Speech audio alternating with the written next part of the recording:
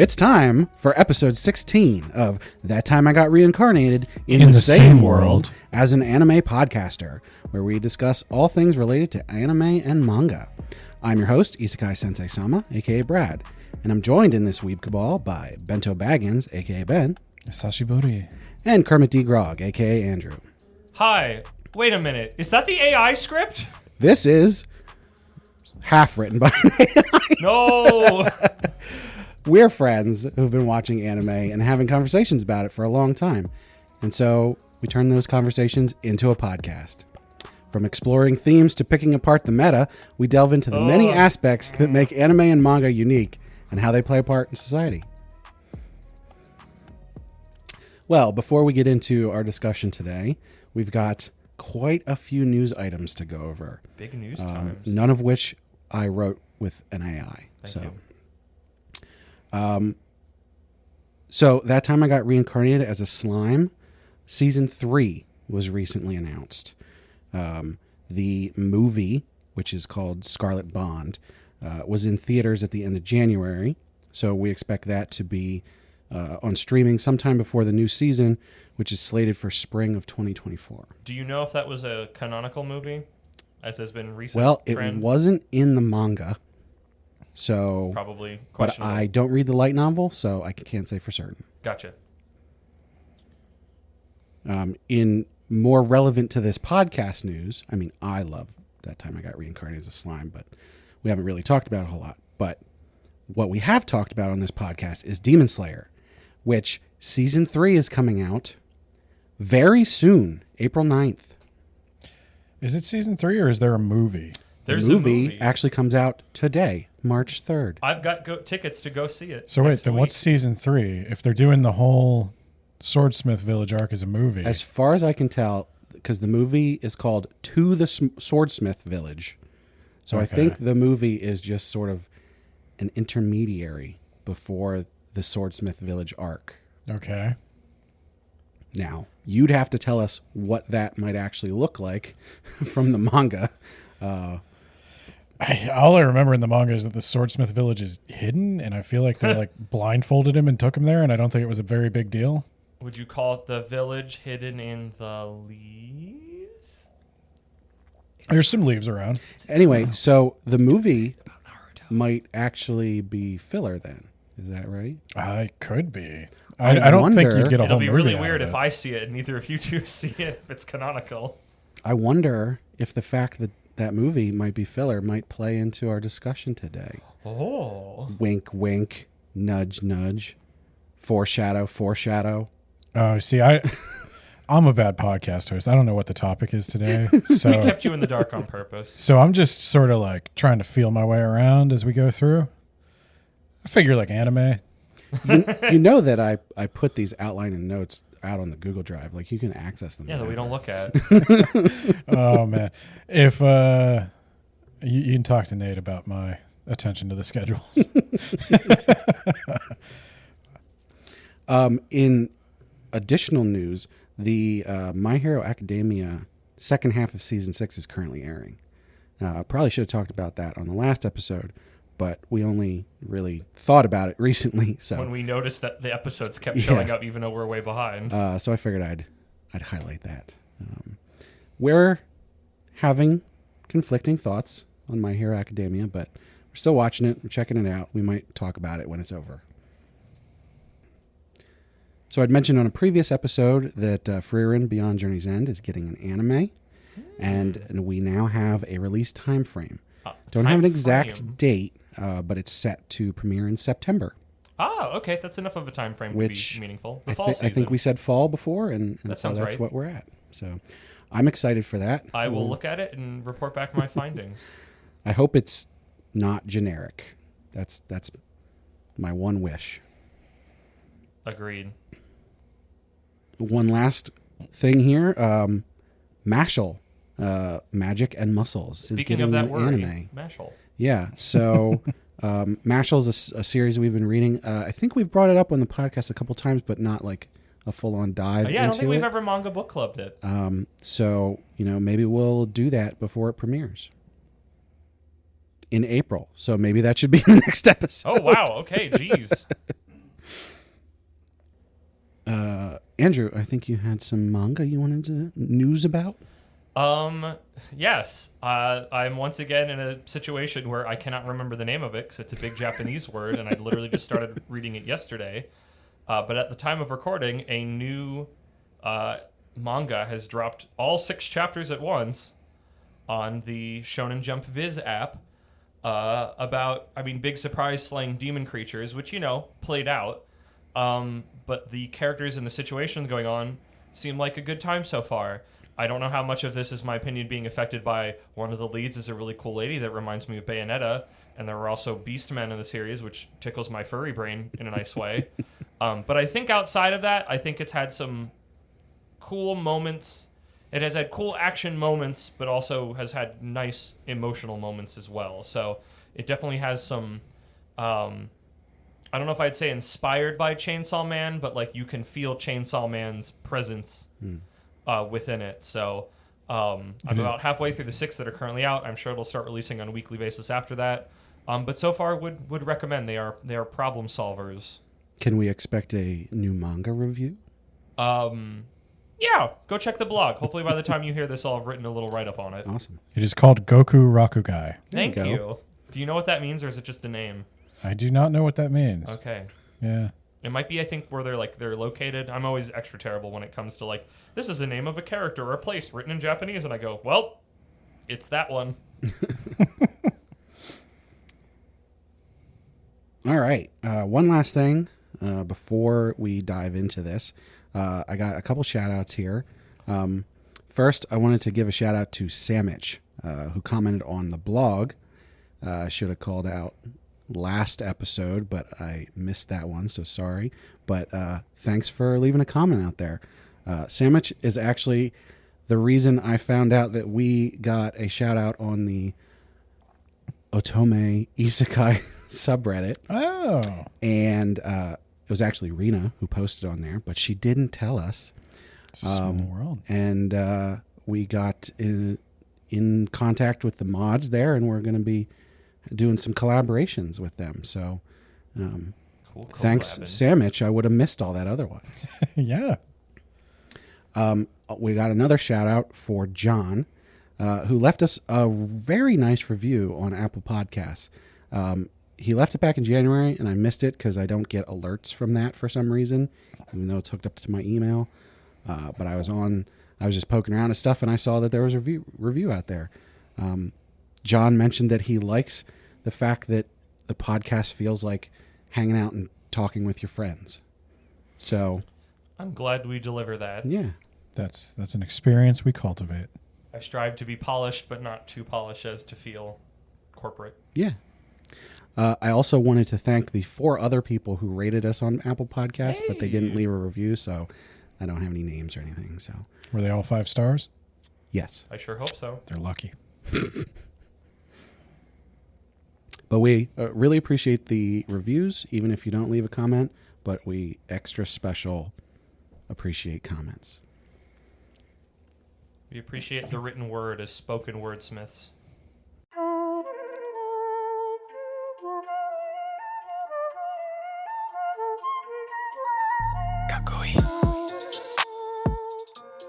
So we recently finished watching Spy Family, and we had a bit of a conversation that sparked some more thought. And that was revolving around the fact that we weren't sure if there was enough of the manga out at this point that the next season could be made already.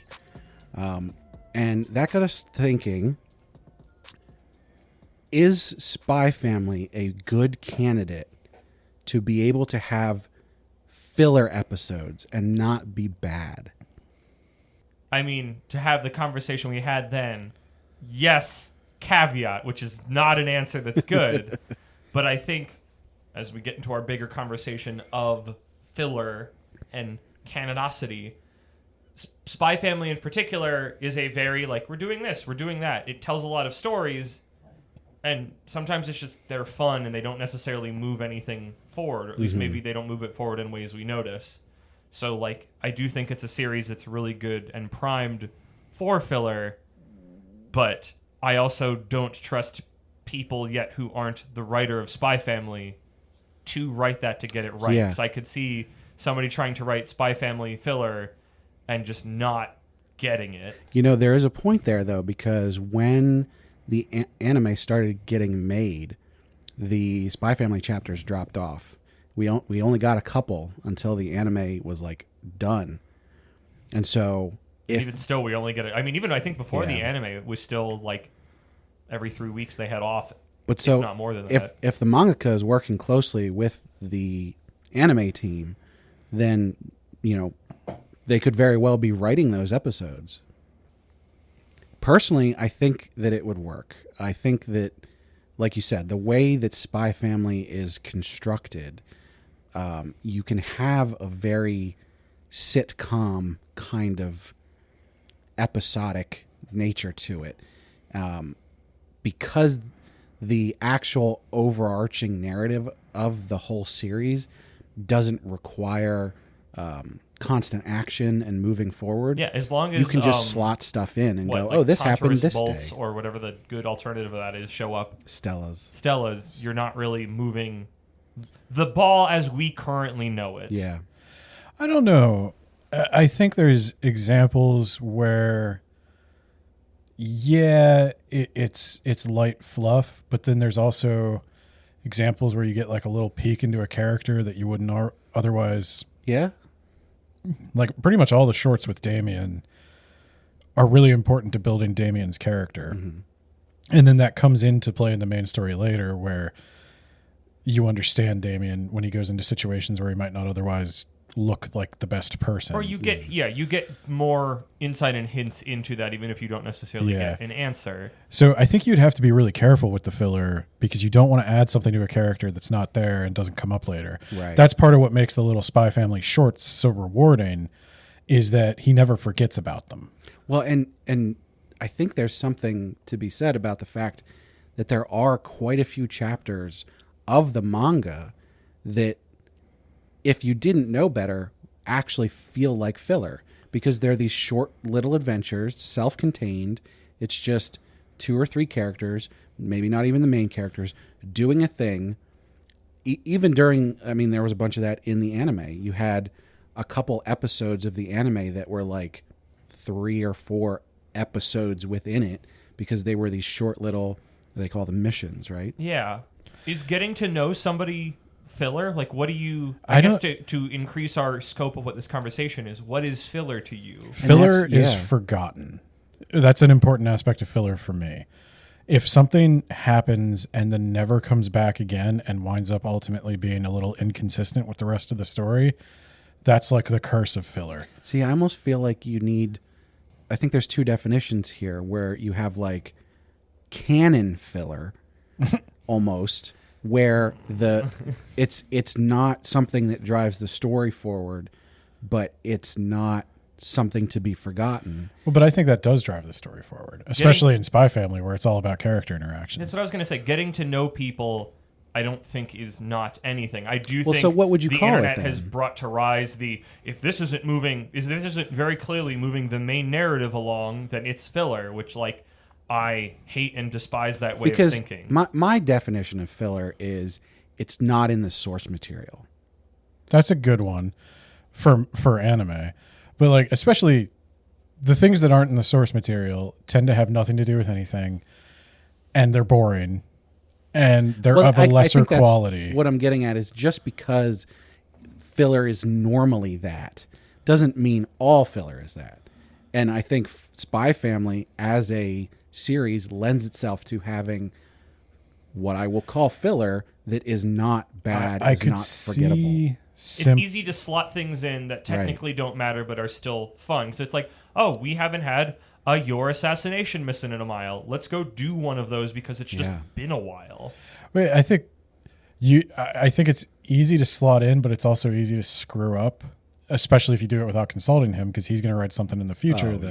I mean, that's the problem with like One Piece filler. Actually, no, this is here's the bigger thing. I feel like the problem with filler a lot of the times is that specifically for manga was just such a single authored thing.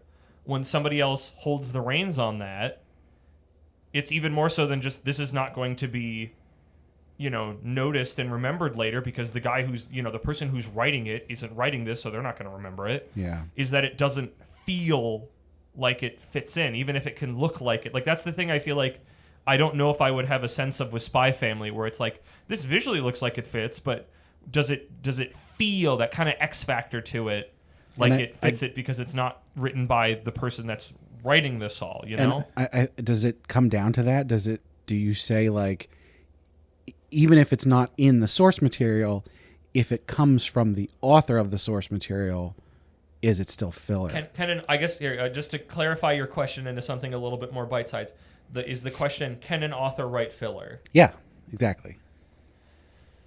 Oh, I feel like that depends on your definition of filler. Yeah. And I feel like the one that is more, the one that I want to hold to be filler, and the other definition should be a different word, is that filler is, as what Ben said, things that are not remembered. I wonder if we need a different word. Could we call it filling? No, that's too. It's just people call I call that fluff. Like, and by that I mean it's something to be trimmed away. Like, can an author write bad? Yeah, like they can write stuff that nobody cares about that doesn't serve the story at all, and that's just bad writing. So that's interesting.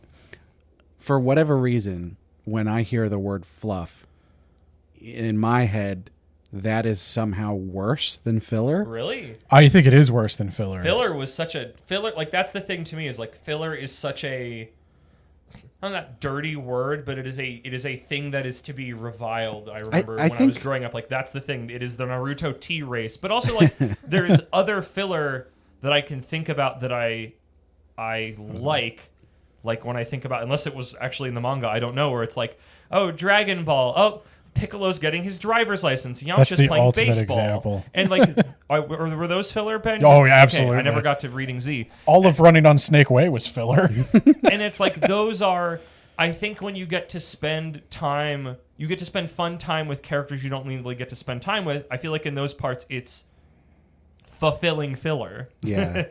I think for me, when I think of the word filler, there's a spectrum to it, which is sort of what I've been saying, is like, you have good filler, and a lot of times it's good because it's from the author, and then you have bad filler, which is what you've been describing as just filler in general, which is it's not by the author, it doesn't make sense, it introduces concepts that are never brought back, or character development that isn't canon to the series. So good filler might be the Dragon Ball Z movies or the My Hero movies. Those are things that, like, aren't canon. I mean, that's where, then we get into the bigger conversation of canon, because those sort of exist outside. They do, but anything. they exist to waste time and make money. I mean, they don't move the story forward at all. They're just extra. And I think the problem with filler is filler exists to fill a business need, which is why I do think filler is less of a sin than fluff, because fluff is like the author failing to do their job. Can you give me a definition of fluff, Ben? Fluff? In manga or anime. Okay. Did I say definition or example? You said definition. I want an example. I'm sorry. That's what I meant. Okay. An example of fluff might be...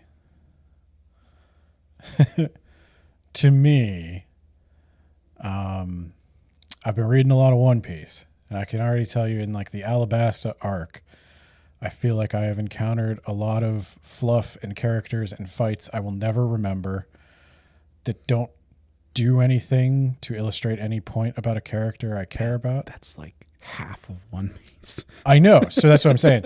I'm not a big One Piece fan. I think it's very fluffy. And the same... I think that's sort of the point. I believe it's pronounced Luffy. That joke was not funny. That works better in writing. I laughed. Okay. That was funny. Thank you for laughing. It's fine. Please laugh. It's fine, but it's not... If you enjoy just reading One Piece, like, there have been times where I read One Piece where I think things are funny in the panels. Like, he makes every chapter worth reading with his art, but the writing leaves a lot to be desired in a lot of places. Okay. And I think there's a lot of times where basically every time there's a time skip in a manga, that's an author correcting for something they've failed to move forward at the proper pace. They're just like, okay, I need a little reset. Man, like Okay. you're gonna throw down with like all manhwa fans. I think anytime there is a time, well, if it's a manhwa where like they go back in time or something and then skip ahead a little, that's fine. But if you want to do a time skip to show like an epilogue, that's fine. But when you're writing Naruto and halfway through, you're just like, you know what? There's still 15. Well, at least they moved that along and they were like, okay, it's a new series now. Yeah. But like anytime there's a time skip, I do feel like you kind of hit a wall and you're like, I could tell what happens in between this, but no one cares. Even I don't care. Yeah. And that's kind of to me like maybe you started your story at the wrong spot. How long does it have to be before you consider it a time skip? I would say like A year. depends. I feel like I guess also true. It depends on the series. If you're time context. skipping to bring them back with like new powers and new abilities and stuff that you don't feel like establishing because the whole thing would be boring, that's the time skip I'm talking about. If you're talking about like we're going to meet up in a year to fight in the tournament, then the next chapter is it's been a year and they're fighting in the tournament, I think that's okay because I didn't want to see what happened during that year. But they powered up during that year. Yeah, I don't really care. I mean, but I also don't really care about there's an anime trope that I hate of like somebody's learning something and learning something and learning something, and then off screen they master it and you don't see it. And then they come back and they reveal it in the middle of the tournament. So and it's like, well, I didn't need to see you not learn it then. So But then it's the big surprise reveal. I to me, it's just a cheesy way of building suspense Okay, without having to. So you're not here yet, so you're not going to know what I'm talking about. But there's time skip in One Piece. I've heard. They go 3 years. It's 3 years, right? I think it's 2 years. 2. When they come back, they all have these fancy new powers. Then, I don't know if the manga does this, but in the anime, over the course of many, many episodes, they tell you what happened during that time. Yeah, I don't need that. The manga does that a little bit. Because in this case, like, got to defend One Piece here as the One Piece guy. Like, all of them are in, like, what? There's, like, however many... The One Piece crew, Luffy's crew is large, and they're all off in very different places doing very different things. And it gives it reason of, like, this is why they have this new power. And the anime probably takes a lot longer than the manga does to take it, but, like, I haven't read that part in a long time, if ever. That might have been when I was in this weird, like, wiki diving portion of my ability to take in One Piece. But, like, that one, and I guess more to One Piece's credit, it's not just the crew that moves, the entire world moves. Yeah. Literally every character you see now that you saw before has a new design. They might have a new power. They're doing something different. Like, they're noticeably... And see, I didn't mind that specifically because of the fact that they are telling you about what happened. So instead of just going, they learned this off screen, they're like, they learned it off screen, but here's how it happened. Here's the little peek in to see why. Yeah. Give me the why instead of just, he can do this now. And then you move on. Like, Well- I feel like with One Piece where it's so world building-y that you would want that kind of thing. And I guess this brings me to a point I wanted to make to Ben's earlier point is that I feel like with that whole spectrum thing with filler, it's like what you care about in a series could dictate what you see as fluff or filler, depending on what you're there for. I actually, there's a really good example here because I think as much as we want to make fun of Dragon Ball and Naruto for the ridiculous filler that they have, they both hold no candle to Bleach, which has an entire season that is filler. Is that Well, the new one or is that a different one? The I don't new know. one is they went back and they were like, okay, we can actually make this now. Okay. So the, what was it called? Fullbring? Whatever the heck weird power they just made up for You're this on your filler own. is called. I would also say Bleach is guilty of fluff. Wow. Beach is guilty of a lot of But here's the thing. I watched that season. I was fully aware at the time that it was completely made up. It was not from the source material. Lots of people were complaining about it, but I watched it and I enjoyed it. Yeah, you can do that. Like that's the thing on top of all of it. Filler is not always necessarily bad, but there's a certain thing at the heart of it, which I keep going back to Ben's point. It's that when you spend time with something where you're just so explicitly told, we're never going to talk about this again. Literally all of your time spent here does not matter. It's hard to be told the thing you're watching doesn't count in a larger work that, quote unquote, count. I think there's something where it depends how attached you are to that particular piece of media. Well, I want to say, though, it's especially egregious in Spy Family, where if like every character interaction in Spy Family matters. Like it always brings them closer together. Those are the bonding moments that you're there in Spy Family for. And Bleach, like you have room to do movies and stuff. Like there's been My Hero movies. Like I consider that it's not filler, because to me, filler is usually made to fill the gap between the production schedule of the anime and the available source material. I mean, but that's I would say basically movies what are the like Bleach... that's by my definition, movies are filler, because I saw the first My Hero one and nothing that happened in it ever mattered for anything else, and nobody ever talked about it, and no bonds, nothing changed. So it's like, unless I'm having a real good time with it, I mean, I don't watch them anymore because they don't count to a series that's very keen on constantly moving the ball forward or having new powers or new situations or something. I think that's it, though, is like, are you having fun with it? So like for me, I watched that season of Bleach and I enjoyed it, and I'm not super attached to Bleach. It's just something I watched for entertainment. I never got like super into it or anything. And so when I consume that season and I enjoy it while I'm watching it, it doesn't mean anything when someone comes back. It doesn't mean anything to me when someone comes back and says, oh, we're going to keep making this. That season never happened. Okay. I have a rebuttal to that and an example of it. And I feel like, maybe not a rebuttal, but like a refinement. And I think it's there's like a ratio of I enjoyed this enough to overcome this quote unquote not counting. Mm-hmm. And at least with the My Hero one, I didn't. It was fine. But because it got those negative points of like, in a series where a lot of stuff happens all the time that counts and will come up later, this won't. Mm. But then on the other side of that, or just an example of that where that ratio can go the other way, and also a series where filler in canon is sort of a wibbly-wobbly concept, is like, there's 50 kabillion different Lupin the Third things. What's canon to any of it? Yeah. But if it's good enough, I'm going to want to go see it. And I think that's what a lot of these situations are, is that if filler is good enough, people don't care. But if it's fine, and it's not, if it's fine filler, people don't like it because it's fine, and it's got that negative connotation of, well, this doesn't count, and this feels like this isn't like blowing my socks off, so why would I spend time on this? This won't pay out later, and it's not paying me now, so why bother? So my specific definition of filler is literally that it fills the gap between something and the intended product. I think that's definitely a good technical definition. Yes. Well, and the reason I wanted to use that one is because that's sort of the recipe for disaster that some of these things are the exception to. Like, when you want to continue to make your anime because you have advertisers who already bought that airtime, then you run out of source material, like the author gets sick or just doesn't perform, and you're stuck. You still need to fill that airtime. You're not going to put like you didn't hire the best writers in the world to write these scripts because they were drawing from source materials.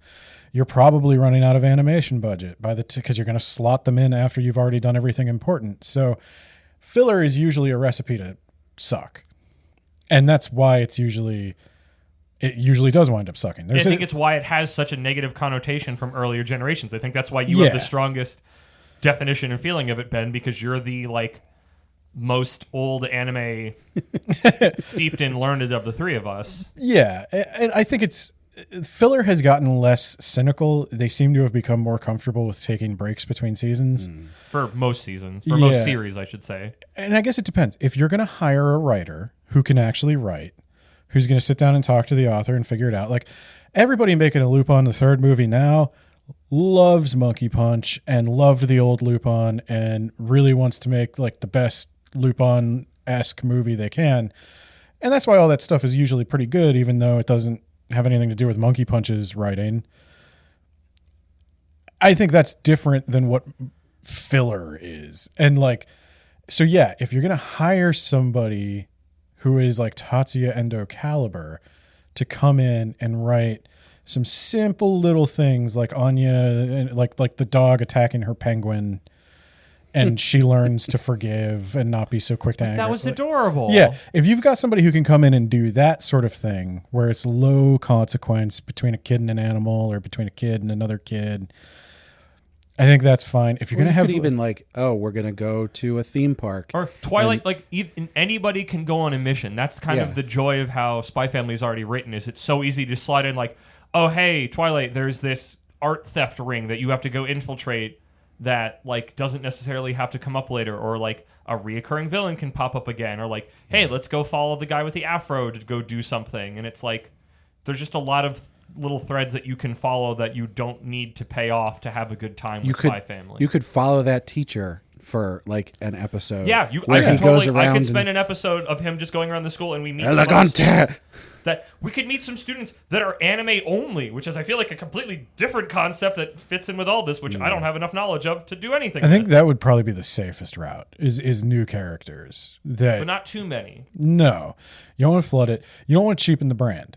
You can follow the handler as she like gives other spies missions and they fail them, and she's like, if only I had more Twilights. Let me have an episode where we follow that really terrible spy that Twilight runs into when he's trying to break into the school, because like I don't think we ever see him again, and I would love to see him again. He was a hoot.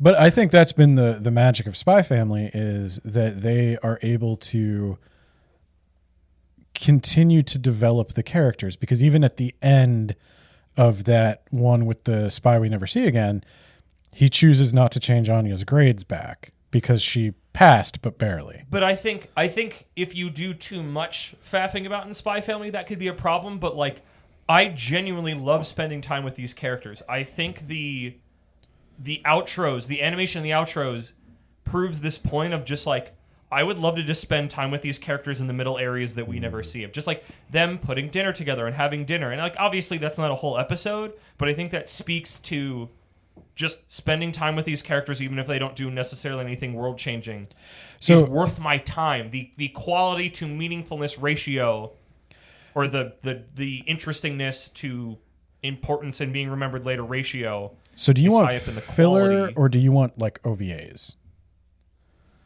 I mean, I don't usually get the choice. I don't think nobody ever chooses filler. Well, that's the thing. Like, if you're gonna do it right, it sort of turns into the like what OVA used to be. I don't know if they still call them OVAs. I don't think that's a thing anymore. Yeah, there's a That Time I Got Reincarnated as a Slime has a bunch of those. Yeah. Oh, interesting. And like they're sort of like bridges between seasons, and they're fun and they're cute and they're not in the source material. Maybe I only read the manga. But like, they make sense in context, and not one time while I was watching any of those did I stop and think, "Oh, this is filler. I'm not going to enjoy this." I'm really resonating on what Ben said with like what filler used to be. It's just like we ran out of source material, and very specifically, we don't have a good writer and we don't have an animation budget. Yeah. So it's like literally in its very creation, it is a cheaper stock that it is made from. And I feel like now that's gotten such a connotation of negativity from then that it permeates to now, which is why when people use filler under a new definition, which I want to get into in a second so we can come up with a new word to it, I get pissed off because I see filler as this is subpar, made from bad stock. This is not good or worth my time. I think that's the big reason I definitely wanted to talk about this, because the way that I see filler with this connotation of bad, and then I look at different series and go, well, this isn't bad, and that's not bad. And that, like, I get that potentially 80 to 90% of filler in the past was bad, but it almost feels like we're losing something when we go in to watch something or read something with the thought of, oh, this is filler. I don't, well, and I'd be clear, like, I don't hate filler. Like, my personal preference is if you don't want to make it, like if you're not making it because you had an idea that you wanted to make, which I think OVAs and movies are. Yeah. Somebody had an idea.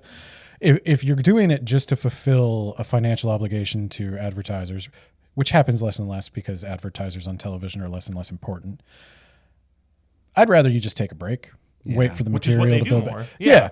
And I'm totally cool with that. Like, I don't want Spy Family to air regularly so much that I would want them to do filler, which is kind of what I was wondering if you guys were talking about when we started.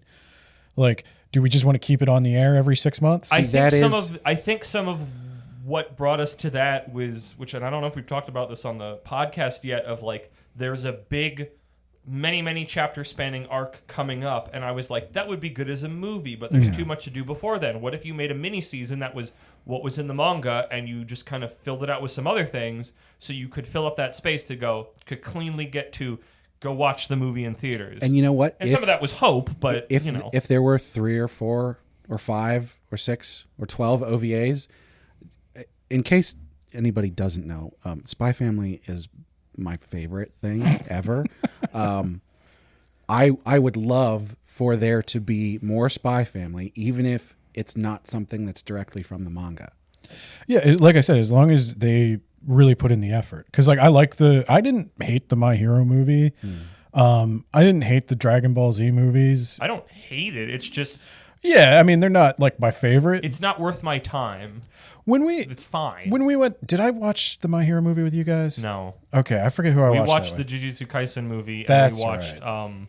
Lupin. Yeah, when I went to see the My Hero movie in theaters, and it was a perfectly fine weekend. I mean, like, I had fun. I was a little old for that crowd, but I don't mind that stuff. But yeah, filler. What I define as filler is that old contractual filler. Yeah, there's a reason it got that vibe, but like fluff is a real problem, and again, for me in Demon Slayer, it's like every named character having a tragic flashback. Yeah, right before they die. I get like empathy burnout. Like at some point, how many Japanese children starved last year in the woods? Like, come on, guys. So I guess, and maybe it is fluff, but then what would you call, because I feel like I see filler used a lot in certain areas now, of just like, if it is not an episode that very clearly moves the football forward for what they see as the main plot line, it is filler. You could just say bonus content. But I don't like, and again, maybe this comes back to my point of what you view as important to the concept of taking in a show. And pardon me while I step slightly outside of the anime realm. I know, scandalous. We've been releasing This my is old not podcast. Pop Culture Talk Zone. I'm feeling too. Yes, exactly. I'm feeling too empowered. But the thing that I was thinking about with filler with that was Steven Universe, which is admittedly very anime inspired. It has no source material. It just is. But a lot of people are like, anytime it's an episode that's not dealing with the bigger space plot and we're spending time with the Beach City people is filler, and it doesn't matter. And we can ignore those people, right? Okay, we're in agreement that makes that burns my freaking blood, because it's like spending. I think that's more and more where it's just like main plot or bust, where it's like, I think spending time with people is not filler necessarily on its nose. No, I agree with that. Especially, I really think I would personally only use the term filler to apply to that which exists to fill in a gap between source material. To fill time. Yeah. Yeah, I like that. And I think if you don't like that, I call it fluff. That's just a word I came across. But like, I'm sure there's a more technical writing word for... Fluff works, I guess. For just stuff that could be trimmed. If you think, like, on the book podcast I do, I very rarely come across a book that I could not, I don't think I could improve by making shorter. Most of the time when you write a first draft of something, you write a ton of stuff, cut out 25% and it'll be better. Like, just find a way to cut 25% and you'll make it better.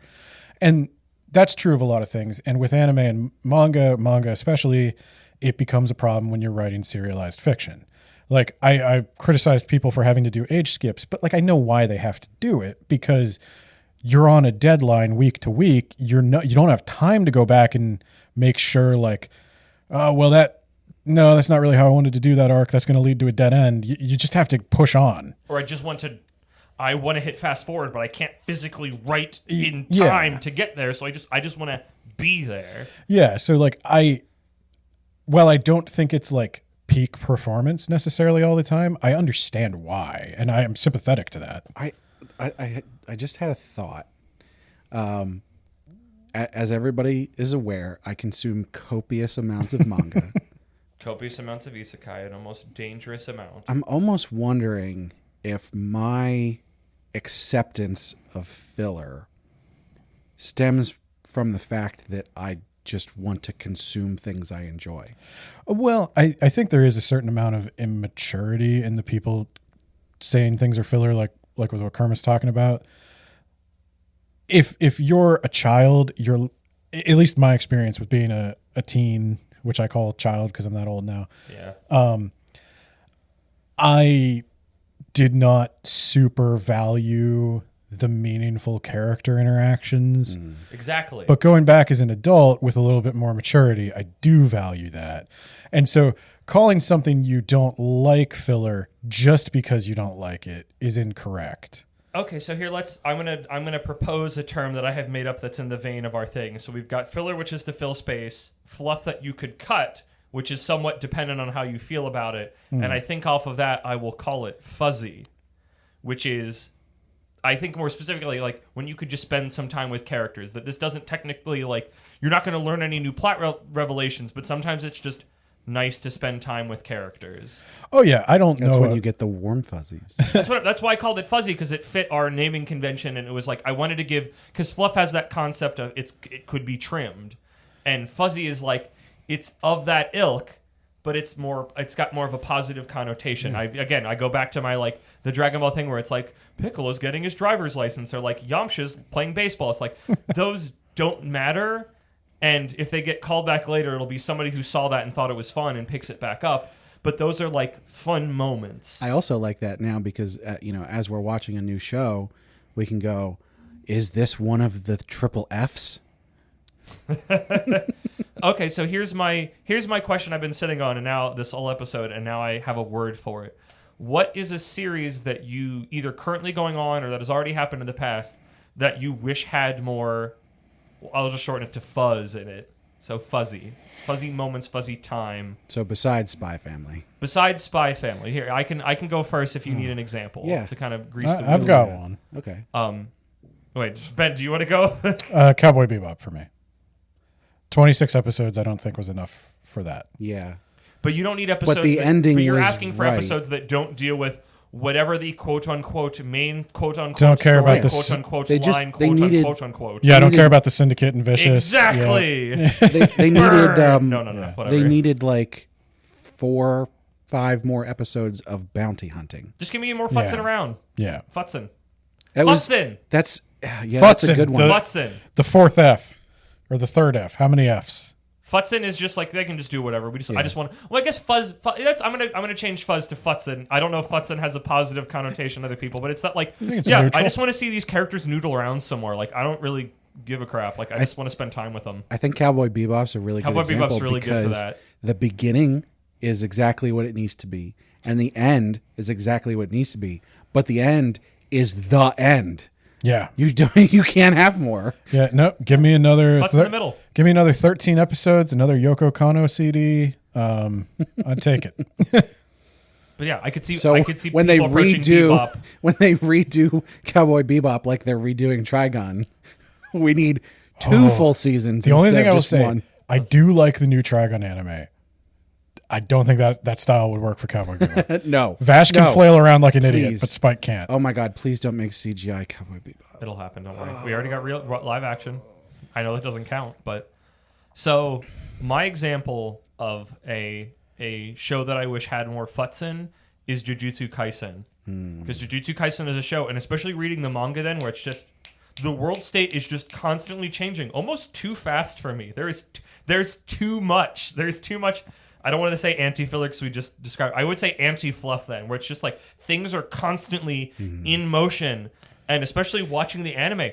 I just want to hang out with these guys. Right, and something I just want to spend, when they play baseball, I could spend an entire episode more playing baseball. Like, hey, we're going to hang out. We're all spending a day at the amusement park.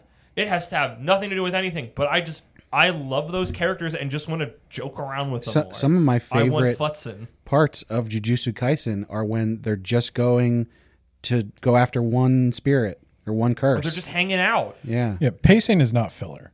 Like, letting it breathe. yeah. It is good writing to decide to have a moment where Anya's penguin is chewed up by the dog. And not a lot of, like, a lesser writer probably couldn't pull that off. Captain Pengy. Pengy. Penguin wa shinderu. Oh no, Pengy's dead. But, yeah, like, not every author could pull that off. That would have been bad pacing in something where they just wasted time with it. But having Anya learn a lesson, Well, I feel like in a series like Spy Family, you don't really have to worry about pacing that much. Like, you have sort of these mini arcs that occur that might be a couple chapters. In the anime, they might be 1 or 2 or 3 episodes. And when you're not in one of those, you can basically do whatever you want because the world is set up that way. But I don't think you can, but I don't think it's as easy as it might look. You certainly wouldn't want that to happen indefinitely. Well, the reason I say that is because, like, the reason that works is because on one level, it's a story about a child growing up a little bit. On another level, you have Lloyd fix the penguin, and then he, instead of telling her, here it's fixed, which is what he might have done when he first became her father, he instead tells her that these are battle scars. He knows enough about her now to play into her interest in the show. He knows to make it a spy thing, and he knows exactly how to talk to her and that she needs to forgive Bond, and he cares about raising her. And so it gets a little bit of character progress from Lloyd, and that's what makes it work. And that's what makes all the Spy Family shorts work, in my opinion, is that there's a lot of anime for a long time did not have multi-dimensional characters that learned and grew in subtle ways. But Lloyd's father level has not increased by 1,000. He's demonstrating this to us as a human would. It's not like he learns a particular skill, though. I could see it as like he fills a meter. We can just see him be better at being a dad in any number of ways. And unless he spends an episode, like multiple quote unquote filler episodes where he's just perfect dad all the time, as long as he just has a little moment that may or may not have been in the source material where he's just, oh wait, I would have done this, but I'm going to try better to do this. I feel like you've satisfied the thing that we come to Spy Family for. So he's technically showing growth, but he's showing growth in a thing that he's already shown that he is showing growth in. And that's where I worried a little bit about, like, A, you need to get the right person to write it. Yeah. B, you need to make sure they're on the same page with Endo, that this isn't a beat he repeats later. Or that it's a specific thing that would become a problem. Yeah. I mean, that's why, like, anything One Piece related, which it's like, if Oda doesn't touch this, like, this is... Like, One Piece is such a freaking spider's web, Pepe Sylvia of threads that it's like, even it, like, there's a bunch of other anime that you could just take a step in and you'd be fine, but it's like, literally, words you use can be dangerous to what is actually, like, the canon. Yeah. And that's, like, One Piece more than anything, or it's just like, this is useless. Like, this is such a... Every little detail that is hidden everywhere, especially now, it's just like, if this doesn't fit in, like, this doesn't help me. I'm at a time when I want, and maybe some of it's also time about when you're approaching it. Right now, One Piece isn't done yet. I am hungry for every little detail and morsel I can get my little grubby hands on, and if I consume something One Piece that's current, that isn't giving me anything, I get really crabby. Case in point, when I saw One Piece Red, and it didn't give me as much as I thought I was going to get when I was told it would, and it technically did, and I don't know that yet, but, like, that was a thing where I said, this isn't canon, this is filler, this didn't give me anything of the meal that I want to eat right now, and probably once One Piece is done, I could go back to it and go, I mean, I probably still wouldn't like it too much because it was mostly like an idol concert, and I'm not really a fan of those, but, like, I think some of it is also what you want at that time. And also some of us were edgy teenagers, and we can have moments of that where I'm like, I just want the main meal. I don't want to eat any of the salads or the side pieces, even though it's an important part of the meal. Like I said, when I put Spy Family on the other podcast, and a lot of people liked it, but there were definitely teenagers who were there to see, like, either hot dad or hot mom fight bad guys, and they didn't get enough of that. and they gave it 3 or 4 stars out of 5, and 4 stars out of 5 isn't bad. And you can like it or not like it for whatever reason you want, but I do think. Yeah, the kids probably grew up hearing people like me say filler, and they didn't fully understand. They took the ball because they don't live in that anymore. Filler's not really a thing that we notice because things have a season and then they finish. And words can change. If they want to call that stuff filler, they can. But I would say you don't know how bad it got. I wish we had a new. I mean, I guess like I'm both somebody who knows that I can't change language, that it's much bigger than me, but I'm also somebody that like wants words to describe things a lot of the time. Where it's like, well, no, now you're using this to cover too wide of an area. We need 2 different words to cover what it was and what it is. But also, I know I'm becoming older by the day, and I can't stop what people call things now. Well, and there are times where, to be honest with you, I would prefer an adaptation that maybe didn't follow the source material so closely. Trigun. Not a big fan of the is manga. Is that filler? Is that, if that's not filler, then by your definition of the one I've now accepted, I like it because it's a clear and specific step away from the source material. And now we're getting into like a reboot territory. Well, it's adaptation. For Trigun, it's adaptation. Also with an R. But like, if you were to say, I know they have Yasha Hime now. I haven't watched it, but I really liked Inuyasha. I really like a lot of Rumiko Takahashi's manga. She did Ranma, Maison Ikoku, and all that stuff. Inuyasha is too damn long. It goes on way, way, way too long. We need Inuyasha Kai. In the manga, though, like it still goes on way too long. Dragon Ball in the manga, like all of Dragon Ball, including Z, is like maybe 500 chapters. You say that like it's not that many. Oh, maybe for 500. For a show or for a manga that ran for like what? Are you including Super in that? No. Okay. No. There is no manga that I read that is anywhere close to that long. Yeah. Well, this ran for that's like half of One Piece. Like 8 to 10 years. I mean, he's doing that. That 500 chapters is like 500 weeks of his life. And at least for Dragon Ball, it breezes past like a song. It moves around it moves it forward at a mighty quick clip. But when you're sitting here with One Piece, I mean, Demon Slayer I think clocked in at like 350 chapters. My Hero is going to be well over 500. Hunter x Hunter is, I know, at around 400. I know it's not done, but I wouldn't hold your breath on that. But God knows how long. Been running a long time. This is what I worried about when we started doing heroin addiction, because this is going too long is the kiss of death in the romance genre. You know, a lot of those manhwa, they end in a reasonable amount of time. And yeah, because they know they need to. They're based on a novel that worked. I give them that. I was very happy with that. But Inuyasha was one of those ones where I think Rumiko Takahashi said in an interview, she could not have been more wrong about this.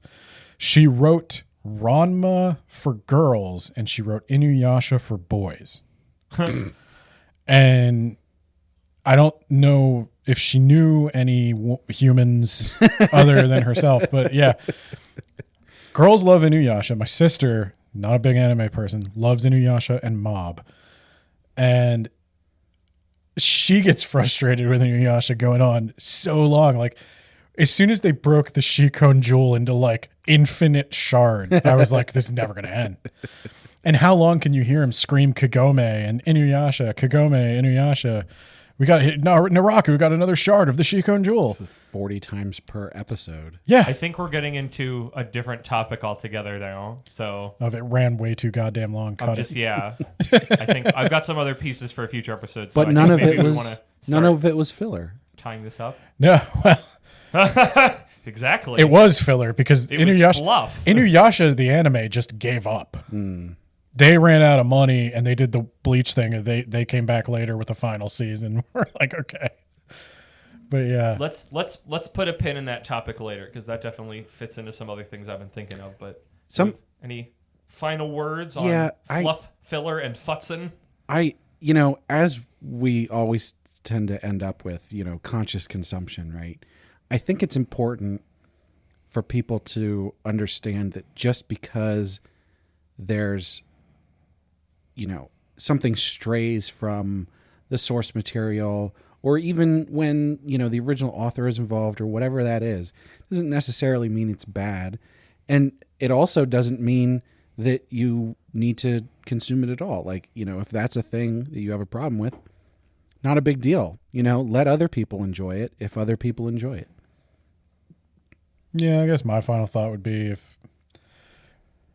what does the word filler mean to the people who accuse things of being filler? Yeah. Is if you feel like it's just gone on too long and you call that filler, okay. I mean, that's probably a generational divide there. I wouldn't understand what you meant, and maybe be aware of that when you're commenting that we're not all on the same page on this topic. We're old and have old definitions of things. I remember the days when you had to watch anime on Adult Swim or sometimes on Stars. Gunsmith Cats was on Stars. Cats. Yeah. Okay, I guess one, hopefully short, don't want to get into it too deep. What in your head of the definition we gave for filler, what is like the crystallized example of filler? Because anytime I think about filler... Before you said it, I was thinking there are 3 words. Oh, no. Do you already know what it is? I've never even seen it. I've always heard about it as like, this is the example that was always brought up when filler was discussed. I'm not sure, but I might. It's the Great Tea Race from Naruto. Yeah, Didn't make it that far. Never seen it. Didn't even get that far. But that was always what I heard when people talked smack on filler.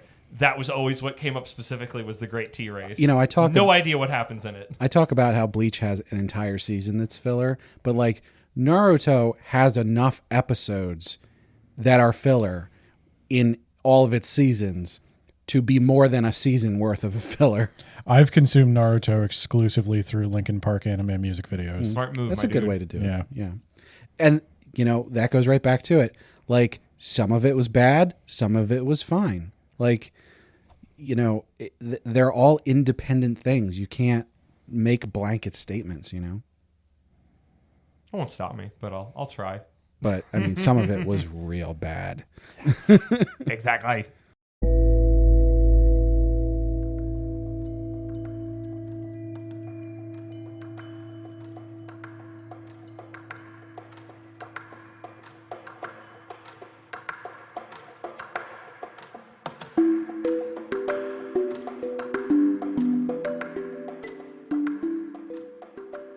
So, as we were preparing for this episode, and we've been having sort of smaller conversations about filler and what makes filler, what could be filler, where it would work, I started having these thoughts, and I came up with a new thesis that I want to run past you guys. I love theses. Thesi? Thes. As a sensei, it's important for me to continually have new theses. Theses. So, my thought is there are many, many genres of manga and anime, right? Yeah. And when you have these television schedules that, these Japanese TV channels have where they have all of these time slots that they need to fill, right? And so what they do is they look around and they go, does anybody have some nice, good original ideas they want to make an anime? People present those. And then they go through those and they're like, okay, we still got these time slots that we need to fill. And so what do? They go to the manga and they go, are there any good manga that we could make into an anime? Okay, here's one. And they start filling that up. And they go, okay, now we've gone through all of that. We still have time slots left. What are we going to do to fill these time slots? And you know what they do? They filmed the 3rd installation of the My Hero Academia stage musical. I don't think that's it, Ben. I don't think so. I don't even know how to respond to that. I know. I do want to watch that then before we leave if we have time. Because I started watching it a little bit and it was precious. So what they do is then they go and they grab the Isekai manga. And so I think what's happening... Forbidden Well. They came for the original ideas, and I didn't say anything. And then they came for the popular series, and I still didn't think anything. And then they came for the isekais. And there was no one left to speak for me. And yes, exactly. I think. I mean, there were people left. I'm but really they sorry didn't. for using a thing that was about the Holocaust in World War II to make a joke about this, but it just felt very fitting. What is it? 21 years before you can make a joke about something. You don't need to bring math into this. Anyway, so my new thesis boils down to the fact that I think that Isekai is the filler of anime. Sold. Yeah, I don't. Yeah. What did you expect? I won't debate that point. I don't think anybody's really put it into words before. So. No, I appreciate that. As somebody who also had my own revelation of myself, and like, if you just stating it made sense of me being a jock weeb, which feels very fitting to this topic. Where I'm like, yeah, it's isekai. It's a thing. I mean, I've called it. It's junk food. I've called it junk food before. I really had to stop myself when you asked me earlier if I could pick up your food for you to stop myself from going. If I don't, are you going to take my lunch money? But no, yeah, it's dumb crap for nerds. I think I'm sorry. there's also. I thought it said you invited the ability for both of us to gang up on you willingly. You've asked us. I have no shame. I know. I respect that in you. I don't know how you do it. I think there's a corollary there where isekai manga is also somewhat could be considered filler. There's just so much of it, and I think there's good and bad, because the good, for me at least, is that it gets made. I enjoy most of it. Most of it's not good, but I still enjoy it. But the problem I have is that because there's so much of it, and because so much of it is bad, when you get to a point where a good isekai is getting a manga, getting an anime adaptation, you have this preconceived notion. You know, people see it and they go, oh, it's just another isekai. That's just to fill time, right? It's another one thrown on the pile. You know, sometimes it happens that you get the good isekai manga and they make the anime and it's like phoned in. The anime is filler even though the manga isn't. And that's just disappointing. As a horror fan, I can sympathize, because we've been having this problem with the Oscars for a very long time. Occasionally, horror movies are good. Occasionally. Yes. Once in a blue moon. But I don't think we've won since, like, Is that a horror Rosemary's movie? Baby. There's probably a horror movie called Once in a Blue Moon. But yeah. No, I am a fan of a genre that is considered trash by many. So I get that. I think when it happens that you have a good manga, a good series there, and then they translate it into a mediocre or bad anime, it's so much more upsetting. Like it would have been better if you just didn't make it at all, you know? I'd rather you didn't try at Why did all. you give me hope? Yeah. Yeah. I mean, we've been there. I mean, it might happen with one of our manga that becomes an anime that, like, we haven't had a bad adaptation of things that we started reading then, but, like, it could happen. I mean, we've, like, done collectively, but, like, I know the amount of hope that we placed on, I mean, I know they're not isekai, but the amount of hope we placed on, like, Spy Family and Chainsaw Man to deliver was big, and I know, you know, when they finally get around to making a Sakamoto Days anime, like, I'm going to be banking on that a lot, and I probably shouldn't, but I don't know that.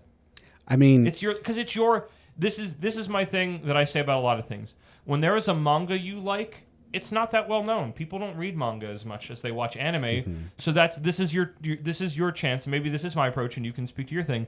This is a chance for your baby to get out into the world, that everybody gets to meet your baby, and see how just incredible and amazing they are. and that's exactly it. And you know, and when they come out just malformed, and you go, no, they're better than this, I swear. And it's an emotional blow. we talked about it a little bit, and this wasn't something that was like, oh, this is horrible, how could this happen? But the Faraway Paladin anime, you know, I really, really like that manga. And the anime came out, and it was like, guys, I want to share this with you because this is great. You were really jazzed. And we start watching it, and it's like, this is very mediocre. It's very fine, which is not good, because And it's fine like, is gray. It's fine. It was just disappointing. And, Yeah. Even though I can't look at it and go, oh, it's bad. It wasn't bad. No. But it's disappointing because It's it not good. didn't give you what you were expecting from the good source material. It didn't give you the same feeling you got when you were reading it. Right. It is the thing that I fear for Frieren, that it will not get what made Frieren good, what gave Frieren its vibe. But also it could get it. It could get it more than even the manga got it. That would be it's such a amazing. It feels like such a gamble depending on who's in charge of it, how much time do they have, how much money do they have, and sometimes even a small gamble can pay out big. You don't know. You'd think that they would spend money on Frieren because I don't know. If I was the manga is incredibly well reviewed. Is it popular? Are there Yeah. numbers? Because Yes. usually it's about the numbers. So there is a thing with Faraway Paladin. Like, first off, if I were to build Frieren on a budget, I'd invest heavily in music. Mm-hmm. If Frieren had a banging soundtrack, that would Painters that would paint the background. Yeah, I would spend it in like watercolors. yeah. You don't or need to something. animate a ton of Frieren, but yeah, That the design, vibe. so they don't if look if mad Frieren, if the battles in Frieren are like whatever. Yeah, I'm fine nothing, with that. then it's fine. like Don't- okay, yeah. whatever. If they the spend all battles their aren't if there. They spend a good chunk of their budgets on the fights. They got it. Right. They misunderstood it and got it wrong, or maybe not that they got it wrong, but they tried to make it into something that it's not Yeah. to appeal for popularity, which it's never going to find it because it wasn't built to do that. Right. It needs Not, to I mean, not to be do. popular. It's built to be popular because it's good. It needs to wasn't. do something similar to Ranking of Kings. Yeah, it needs to be where like warm. And, the backgrounds were amazing, and the sound design, except for Boji, was amazing, and like the voice acting was really good, except for Boji, and now Ranking of Kings, they did spend a lot of time on the fights, but like, Well, they just spent a lot of time on the animation. I don't think Right. Frieren needs that much. but that's a different. Ranking of Kings has such a different character design style than anything else yeah, that you can sort of do that and not really be too concerned about it because things can stretch and move in different ways that normal character design doesn't do. But for Frieren, if they come out and you've got 2-minute fights every 3 episodes, like you have gotten the point. Like you don't have to have fight scenes that are just pure Sakuga front to back. That's not the point of the series. no, Frieren is a vibe. Yeah. And I fear it's going to come out generic because it looks generic on the surface, but it's just got And a cozy, and if that curled up happens, with a book vibe. right. If that happens, if it's generic when it comes out, that means whoever was working on it didn't get it. Didn't get it or was not allowed to make it And you have to what have it should be. you have to have a director that gets it. And I feel like you got to work closely with the author, and you have to have that director that understands what you're doing. You're not just making something. But it's not always the director. Like you're not. I mean, that's why I keep bringing up. I don't think you're bringing into account money because a lot of the times it's like we're going to make this because this looks like it's a popular thing, or we're going to tweak this so it looks like the things that are popular that do but make money. you would hope then things can get. that those executives who care about that money would go, we want this to make money, so we're going to look get like the popular thing. we're going to get the director that's going to do this right because that will make us money. well, if you're talking about Filler, bottom of the barrel. Faraway Paladin, I mean, that had a journey. Like, there's a pipeline of stuff to, like, there's a whole machine that produces your Faraway Paladins. Yeah. And that's the, That's why they're so far away. It's a faraway machine. yeah. Well, there's a lot of novel writing websites in Japan where people can just sign up, write their novels like one chapter at a time, share it with other people. It's like fan fiction sites in the U.S. We even probably have these sites, but that's where a lot of these light novels come from. And with Faraway Paladin, it was this guy put Faraway Paladin up there as like a hobby thing. It got picked up by Overlap, which is another cog in the machine. It's a publisher that just they buy up these light novels, they pair them with an artist, they churn out a manga, they try to get the manga made into an anime, and just make money off of all the merch and the sales. And so, yeah, I think Faraway Paladin was kind of doomed from the start to that, to a not a list anime. It is, as you said at the start of the segment, Brad, filler, and that's a bummer because it deserves more, but it's not exactly. going to get it. Because if you read the manga, and to some extent, probably the light novel, we might get into that at some point. There's enough there. The manga isn't necessarily drawn in the best style or anything like that, but gets better. It does. The characters and the story and everything is there that could translate into a really good anime, and they didn't do it. Yeah, I think the people who bought the license probably bought the license for everything when they picked up the light novel, because this guy did not plan to. He didn't go in to sell a novel. He just went in as a hobbyist, and his novel got upvoted on the website enough that they picked it up.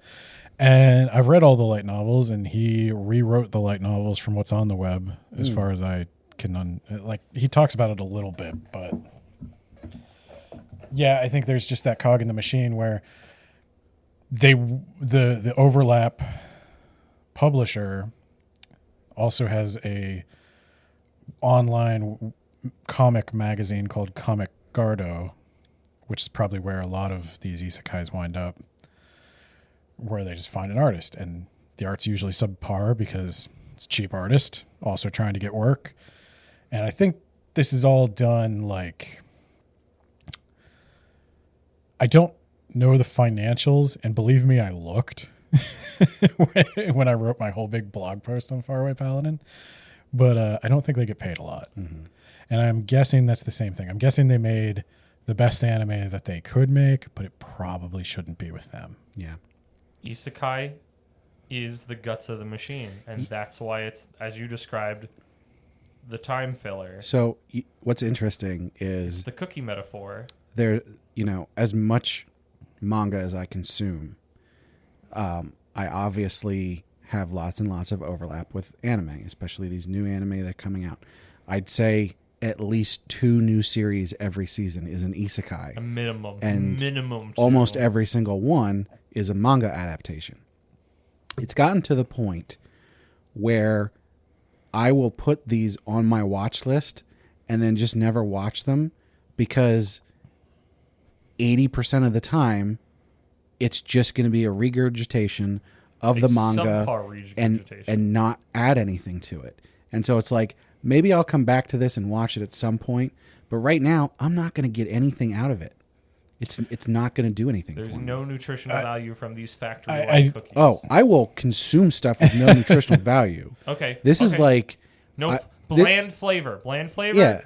It's this is the assembly line cookies. This is not homemade. They're not basic. It doesn't matter. These are churn them off the line. So they're not great. Just get it out. Just get it out in the world and sell it. Basically, what happens is you've got all these isekai manga that I'm consuming that you could consider,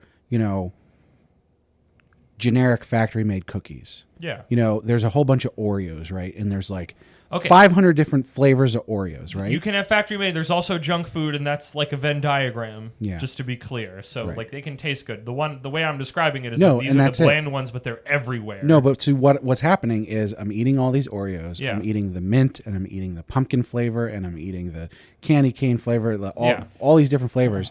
And I'm like, oh, this is great. And then I go back to the store, and I'm like, oh, here's the anime of this. It's just the regular Oreo, right? And I eat that, and I'm like, huh, okay. There's nothing here. It doesn't capture. I don't know how to make this metaphor work from the jump from manga to anime, which I feel like is something we need to think about. But yeah, it feels like it's somewhere in that translation, it just isn't what it's supposed to be. And then every once in a while, I pick up that cookie, and it's a Hydrox, and I'm like, what the hell is this?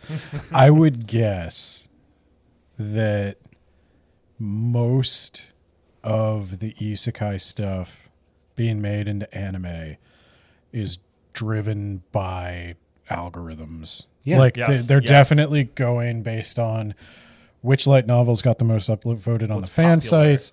We'll What's pitch, popular in a numerical sense. yeah, and we'll pitch you this amount of money to buy the license to your product. We don't even really care about the product. We didn't read it. Our algorithm said it's a good investment. So bring them on, pair them with a cheap artist. And I think, as is the case with Faraway Paladin, that artist was not the best. Probably wasn't going to get a lot of work at like a bigger, more established place. But they get better as they draw the series, up into the point where like the most recent chapters look pretty decent. And then they make the anime if the manga does the right numbers on their website. Right. And I'm sure there is a spreadsheet, no, in Japan, telling them exactly how much they can spend on the anime. I'll tell you what, though, every once in a while, because for the most part, the isekais that are getting anime adaptations are definitely like the most popular ones. Yeah, At exactly. some point in the past year or two, right? What I have noticed is that every once in a while, they'll announce a new anime coming out, and it's an isekai, and it's one I've read, and I stop for a moment, and I go, that's a bad one. That's not one of the good isekai. Is it like? Is it no? popular? No. Does it do no. number? I mean, I'm sure People can hate it. If it do number, that's all. That's I'm all sure. the algorithm. Cares I'm sure about. it does sub numbers, but then you look at what else they could have picked from, and you go like, why did you pick Maybe this those one? guys held out. Does it Maybe do they numbers wanted in more money. Japan, or does it do numbers Well, on that's a manga good decks? question because That's yeah. Also true. But those are the kind of things where when I think about this idea of like, oh, isekai is filler of manga and anime, those are the ones that I really go, here is your proof. Because they literally just like were like, what are we gonna put on TV? Root around in the barrel. Here's one. Here's the bare minimum that we can do. It's one of those genres that people like just because it's that genre, like horror, like romance. It is horror movie, Ben. I was just thinking that it's here's the thing we can make cheaply, Yeah. and we could just hit gold on one of them. So let's just keep making them, and one of them might blow up because they've blown up in the past sometimes, and they're kind of inexpensive to make. Isekai is like it's found a modern base urge, because that's what a lot like romance is based around, you know, sex, and horror is based around thrill, violence, fight or flight, and isekai is based around like the power fantasy, the comfortable the power escapism, fantasy, and I think that's I don't know, they almost churn out isekai like they churned out have you ever heard of the competent man stereotype? What is that? That's like back in the like 20s, 30s, 40s. There were a ton of like comics and pulp novels about a man who was like trained to near perfection and also was a scientist and also was a rich guy. And he would go on adventures and rescue artifacts and stuff. It's like what Indiana Jones wound up being based on. Adventure Brothers. Yeah, all that stuff. Indiana Johnny Quest, Jones. actually, but yeah. James Bond. Scrooge McDuck. Scrooge McDuck. Yeah, to an extent, actually, yeah. Scrooge McDuck is actually like probably just the comic version of The that. competent man.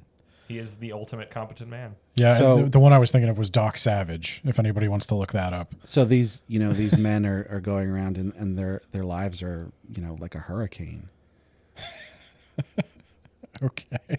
Cut that shit out, my dude. Not in this house. But yeah, I think it's that is like people connected with that because like, oh, wouldn't it be awesome to be that guy? It's basically isekai, but like It's the genre of the time. And Yeah. it will go in waves, and at some point I will be free of this curse and something else will get popular that I'll end up probably hating even more because that's how getting older works. Yep. So just to sort of wrap that all up, there's, I have the thesis. I think it's filler. I think we've come to an agreement on that.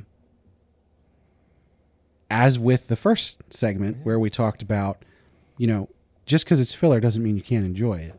I think the same thing applies here. I took a different meaning out of this, which is fitting to, hey, listen to the recent release of Pop Culture Talk Zone, the capitalism took my baby away.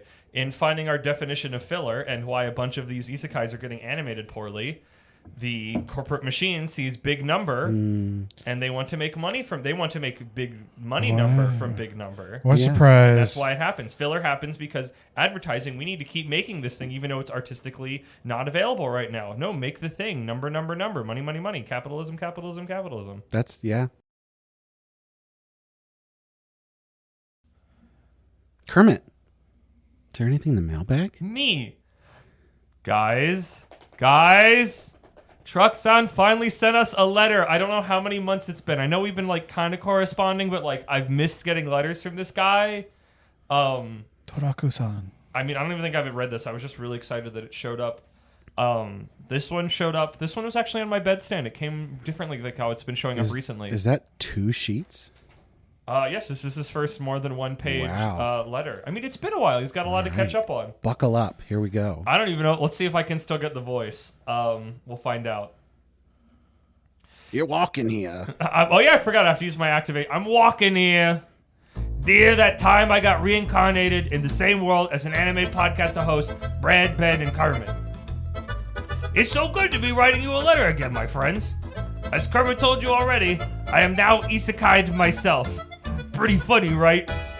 Except I'm not just some loser nerd. I'm motherfucking Truxan, and I'm tougher than my Obasan's Christmas fruitcakes. I've been living the high life in this fantasy world. It's just like the old country. Grassy rolling hills, lovely little homes, friendly characters wishing you a good morning. Oh, and the food.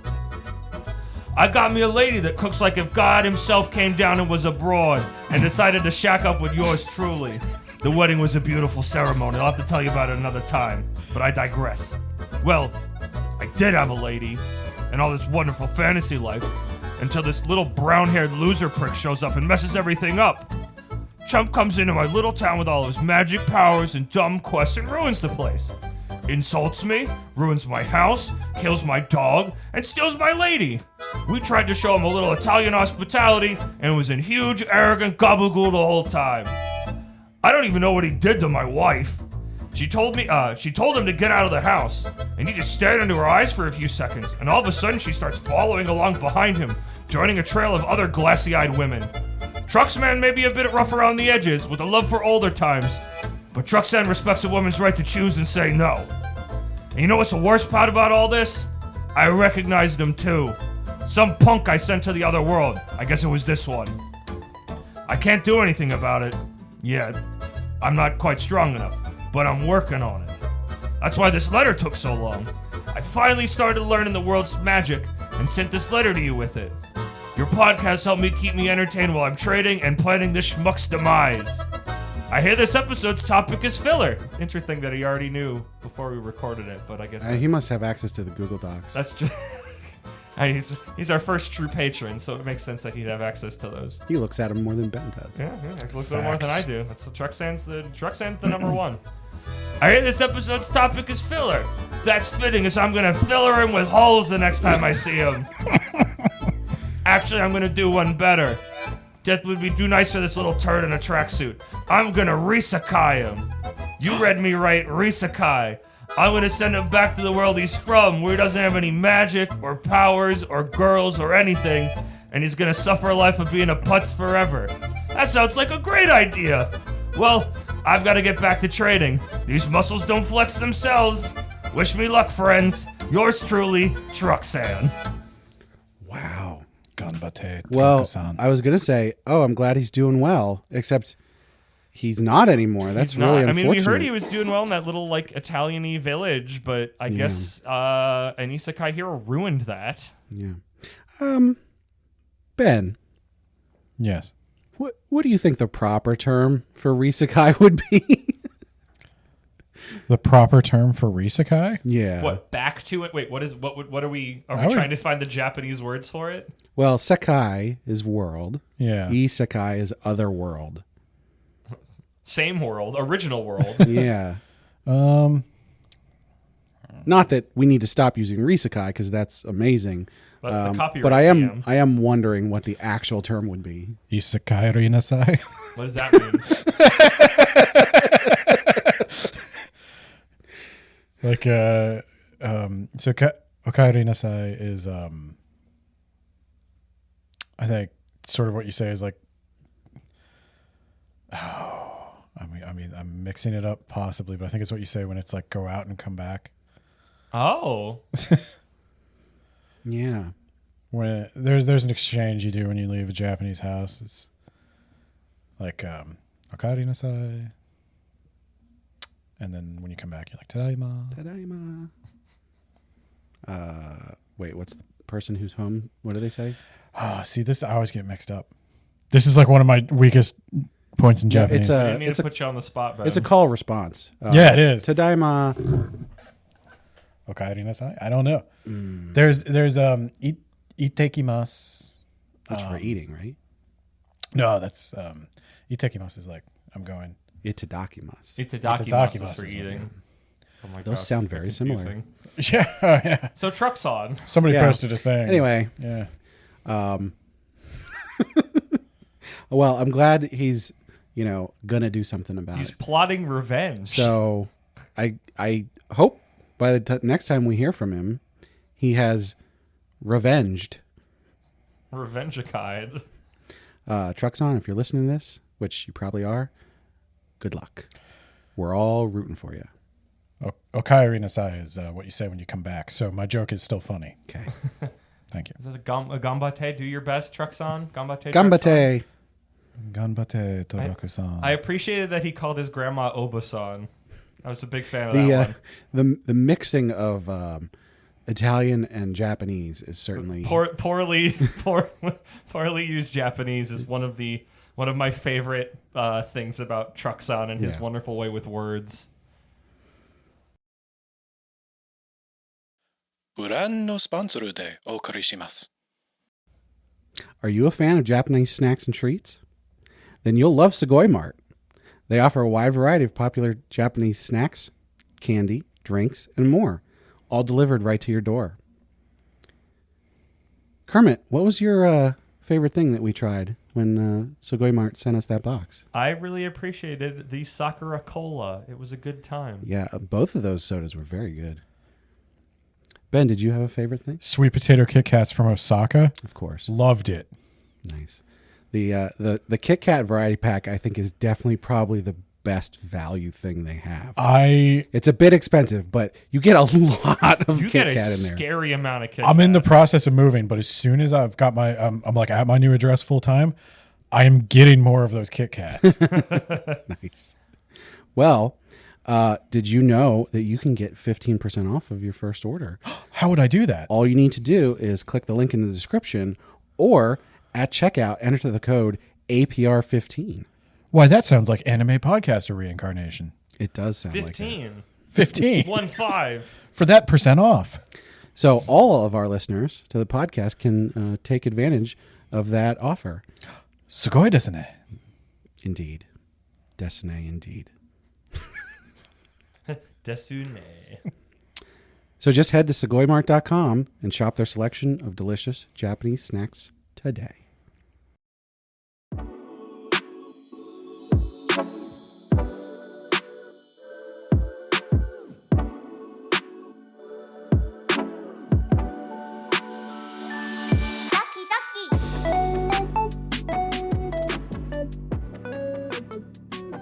Kermit, what's it time for? It's time for light novel, manga, anime, trifecta club. Awesome. Club. Well, Ben really wanted to talk about this, as we all saw in the second segment. So, Ben, did you like the light novel for Faraway Paladin? I did.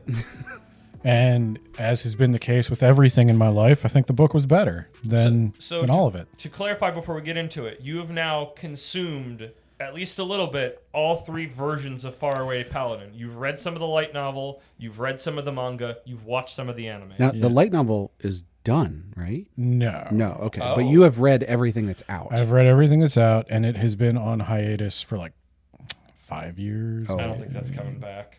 It might. might be coming back. The manga's still coming out. He insists it is coming back. Okay. Okay, George R.R. Martin. Hey, he gets a break. This guy gets a break because he didn't try to do this. I think he actually has a day job. All of this Oh my was an God. accident. Bless this man. Do you want to tell us a little bit about the author? Yeah, let me make sure I don't No. mispronounce his name. It's okay. Nobody cares that we get everybody's name wrong all the time. Not one person has commented on that this entire time. Everybody's comments are so nice. Like, what are we supposed to do? Do you think I should just start being racist? Nobody That'll wants- get people to yell at us to No, stop being not that far. I would expect Because if you want comments, we can get them. I'm not going to be comfortable with it, but I'll do it. I would expect as many times as we've been factually incorrect that people would have like said something about it. I think it speaks to our fan base that we don't have a bunch of actuallys because those people can jump off a bridge. I mean, yeah, but I'll engage with them. This is the difference between us, my friend. Well, I mean, we could just let ChatGPT do it now. But yeah, no. So the guy who wrote Faraway Paladin is Kanata Yanagino, and I always get him confused with the person who illustrates it because both of their names are on the cover. The person who illustrates it is Kusasaga Rin. Now, is that illustrates the pictures in the light novel? In the light novel. Okay. But not the artist of the manga. No. Yeah, I don't know That's who the just artist a random Yahoo who has a name, I'm sure. Yeah, I don't know who the artist of the manga is. I initially was pretty unimpressed with their art. It's competent from the get-go, but it's not very good. I did a blog post where I think I compared all three in like a 9-page blog. Yeah, it was good. And my criteria for whether or not enough effort has been put into a panel is how quickly can I Photoshop a Dairy Queen into the background. Yeah, that was pretty I entertaining. don't remember that. That's And incredible. I did that with a lot of shots from Faraway Paladin. Some of them have backgrounds. I Most of actually them don't. after I read that blog post, I started paying a little bit more attention. In these more recent chapters of the manga that have come out, the backgrounds are very intricate. Yeah, no, I don't know if Dairy Queens. he got an assistant or if he just got some more time or Yeah, so now you just better. have to put the Dairy Queen sign sort of out in the distance. Well, because it was literally simple as like throwing it into Photoshop, magic wand tool, because it's nothing but white space, Dairy Queen. And I did that with like so many of the panels. It was so easy, 30 seconds, if you were wondering. I feel like that's a blog all its own. Is just different manga that you Photoshop a panel. And, hey, here's Anya at Dairy Queen. Here's Sakamoto at Dairy Queen. You Here's did promise- Akane from Akane Banashi at Dairy Queen. You did promise you were going to do that, and I haven't seen it since then. Oh, who do you want to see Dairy Queen? All of them. Maybe I'll start.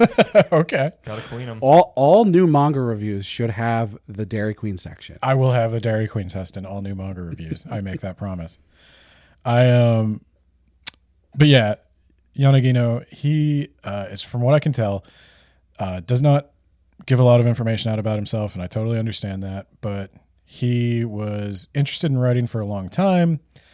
There was a friend of his who achieved some success, who sort of inspired him to finally give it a shot. So he banged out most of Volume 1 of A Faraway Paladin and posted it, and it wound up becoming very popular. He got a deal with Overlap, and they brought him into their publishing company, where he rewrote portions of the original web novel, and that became the light novel that I read. I read it translated. And Now, did he stop the web novel and just continue with the light novel? I believe at some point he did. I think he got pretty far before he got picked up. I don't know if he got all the way to volume 5. So this is the other sketchy thing about the light novel is there are 5 books but 4 volumes. Huh? So there is volume 1, volume 2, volume 3A, volume 3B, and volume 4. Okay.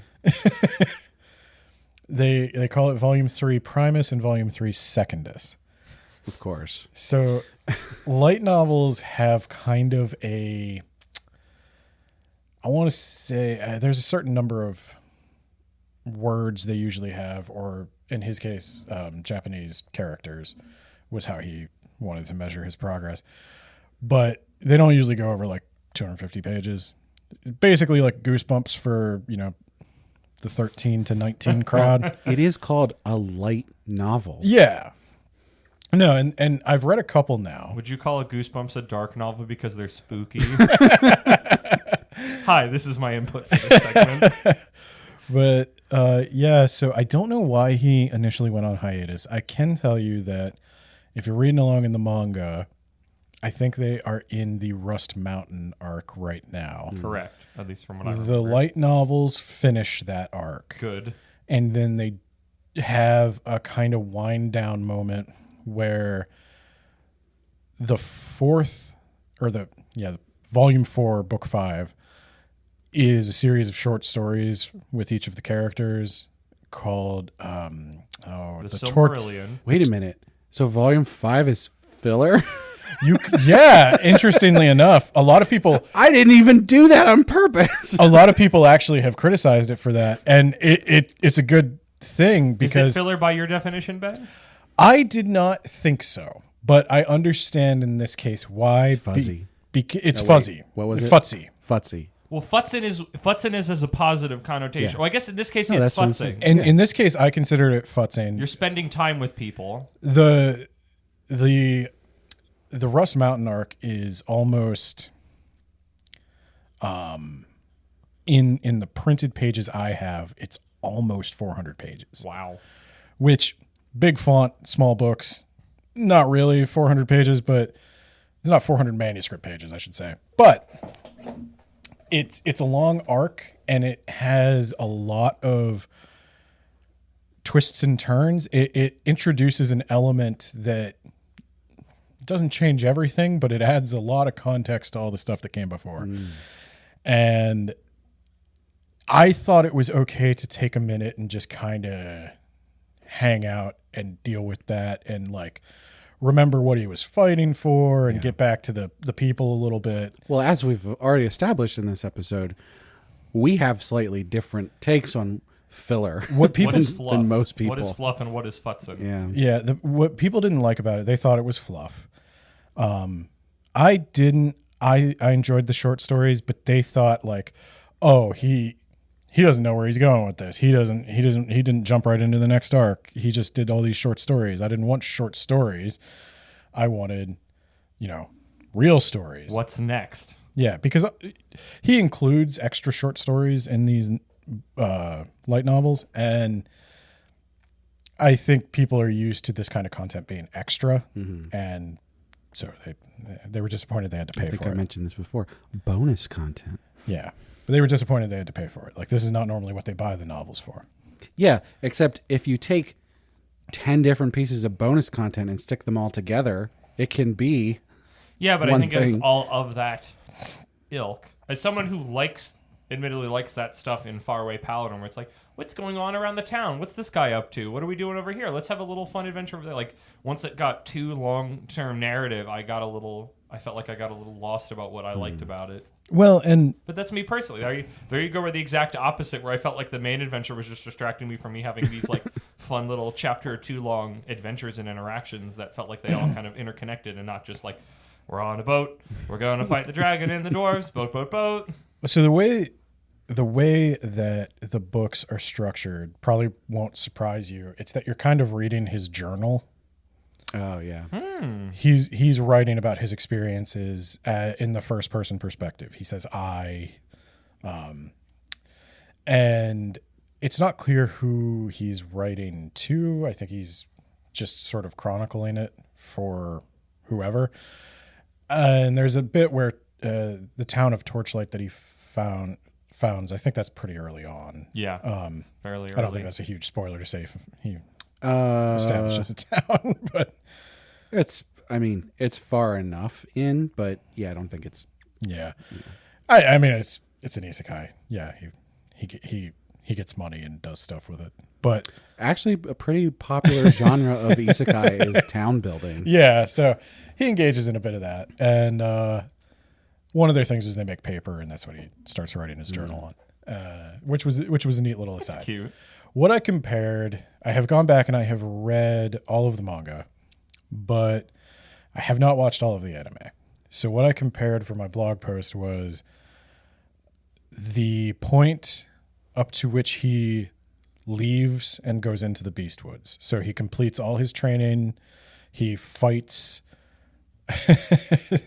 Stagnate, which I have problems with. And he saves his parents' souls basically and takes off. So I watched that in the anime, I read that in the manga, and then I read that in the light novel, and I wrote my big thing. Compare and contrast. Yeah. So, in the light novel, like I said, you're basically reading his journal. So there is a lot of his inner monologue. And in my opinion, the absolute worst way you can adapt inner monologue is with voiceover. But at the same time, I didn't think the anime did a horrible job of it. It sounded weird. The actual sound design of it was weird. That was kind of my problem with it. Yeah. I think it should have just been a standard voiceover, or maybe he has like a slightly deeper voice like they do with in My Hero. There's a few moments where older Deku voices over. He's like, and that's how I became the best hero in the world. And that would have sufficed. The voice choice of having, I'm pretty sure that's a female voice. Yeah. Oh yeah, I remember that being Pharrell. a thing when we were first watching it, where it's like, this looks like and sounds like a woman, and I was like, oh my gosh, is this a female isekai protagonist No. that didn't have any weird sexual tones to it? And then I was told very clearly, no. So an interesting headcanon bit for me is I don't know how much, I'm sure this could be disproven, but I'm not sure how much Will talks about his previous life. I don't know. Not much. Yeah, I was going to say, I don't know if he ever really talks about what gender he was. He basically I think he just mostly says, says that I he wasted my life. squandered it. Yeah. Yeah. So it's possible it was a He female. could have been either, Yeah. but not in a way that would have been that. No, painful. it's definitely not something they make a thing out of. But I was surprised how much the voice fit. Like, I watched the anime first because you suggested it. That's how I heard about the series. And reading the book, it was very easy to imagine it in that voice. I think you'll find I recommended the manga first. But I thought the voice worked. And Just to reiterate, because we did go over this when we talked about the anime on a previous episode. If you don't read manga, and I think after this, we'll find if you don't read light novels, the anime is fine. It's still a good series. You should watch it if you're not going to read Debatable. the light novel or the manga. But if you're into manga or novels at all, pick one of those. Yeah. I would say I did not. The early part of the manga is rough for me. Especially like the fight with Stagnate. I didn't really like that in the manga. As someone who doesn't really care a whole lot about art, it was very easy for me to just sort of gloss past that because I think the story and like the characters and everything are really good. So in my opinion, if you don't care about art, read the light novel. I mean, yeah, There you go. But But I want to look at the pictures, says Brad. exactly. And I have someone who I get to explain books to me. So But they all do a pretty serviceable job. So there wasn't anything that was really cut. There wasn't anything that was adapted super poorly in any of them. There were things that I think maybe have a different tone in manga. And maybe that's because I'm used to reading certain tropes in manga versus certain tropes in novels. I know you guys mentioned that you thought there might be some romantic interest with the halfling. I wanted to touch on that specifically Brad said that because one. I don't actually remember how I felt on it. it's completely possible that I was just reading into things too much. But the interactions that they have in the manga, it wasn't anything overt, but I felt hints of like, oh, there's a connection here that they have that's different from everyone else.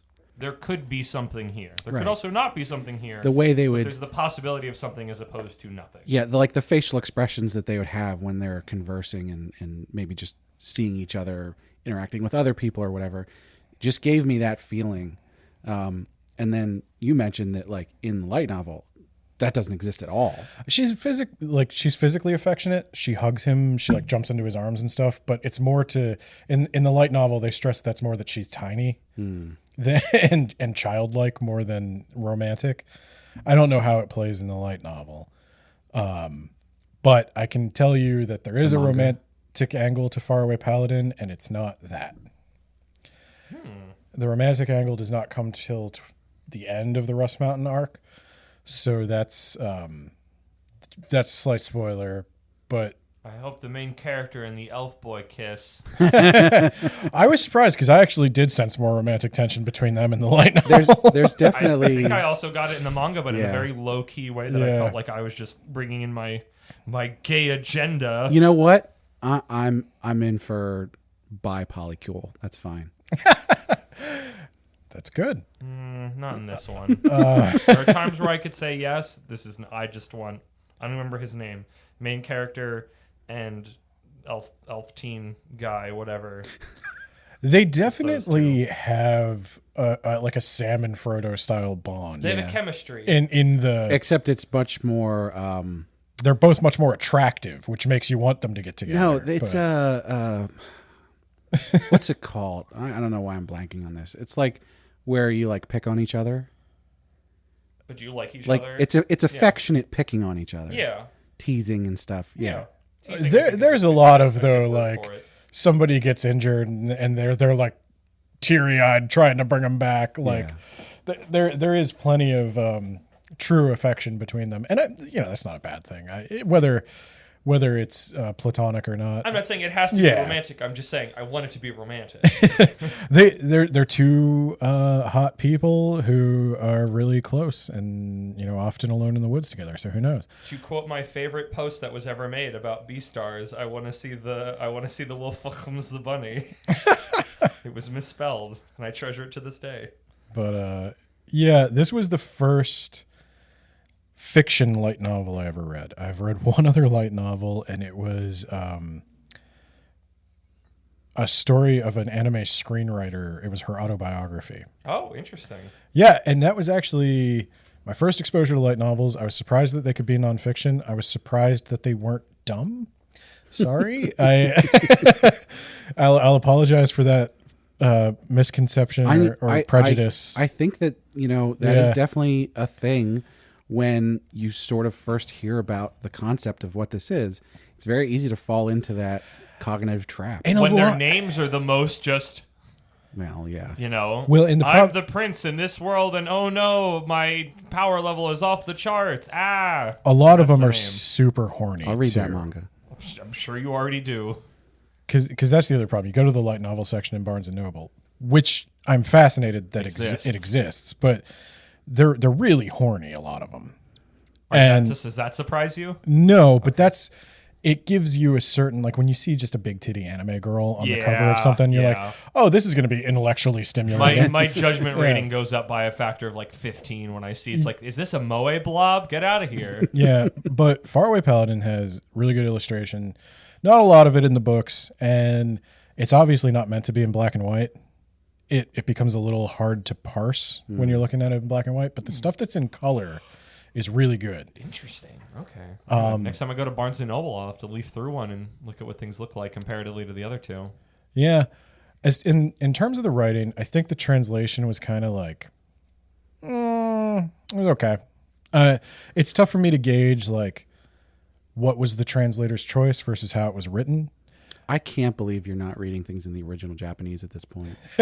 Light How novels. are you going to read 5 books in a meaningful time? Light novels. I mean, it'll take them all. Do not have furigana. I will have you know, I took a test and I read at a first grade level in Japanese. I'm proud of you, Ben. How many years have you been studying it? I'm gonna put a 2. gold star Seriously, on the calendar. I've been trying to read for 2 years. So, like I struggle with like Japanese fairy tales. So this would have been light novels. Don't use furigana if anybody cares. Is that the like elementary school alphabet because they made multiple alphabets for some reason? No, furigana is when you write in kana above the kanji to say what it sounds like. Oh yeah. And in light novels, the way that usually works is the first time a character is introduced, they use furigana, and then afterwards they don't. because they assume you're already know. you're a little older. So it may be an unfamiliar character, but like once should be enough for you. And it's not for me. So I have a vocabulary deficit and a kanji deficit. So I'm working with that. But yeah, the language in the translation is like oftentimes super casual. And that's kind of Will's character, but also sometimes it's dumb. Like when he's meeting with the bishop or whatever.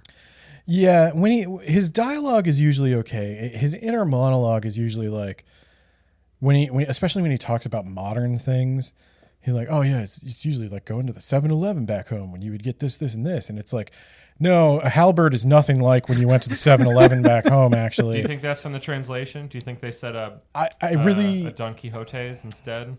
I really can't tell. I mean, 7-Eleven's a Japanese company. Also true. So. Yeah, there's also 7-Elevens in I Yakuza, think, which is my case point. I think that the translation is fine. I would have to go look at the original Japanese.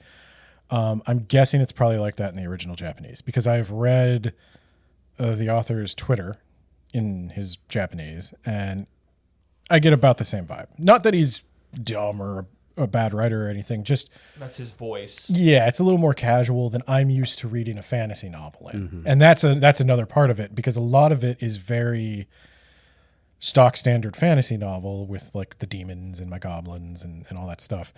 And so it's weird to see that perspective on it. But it's also cool.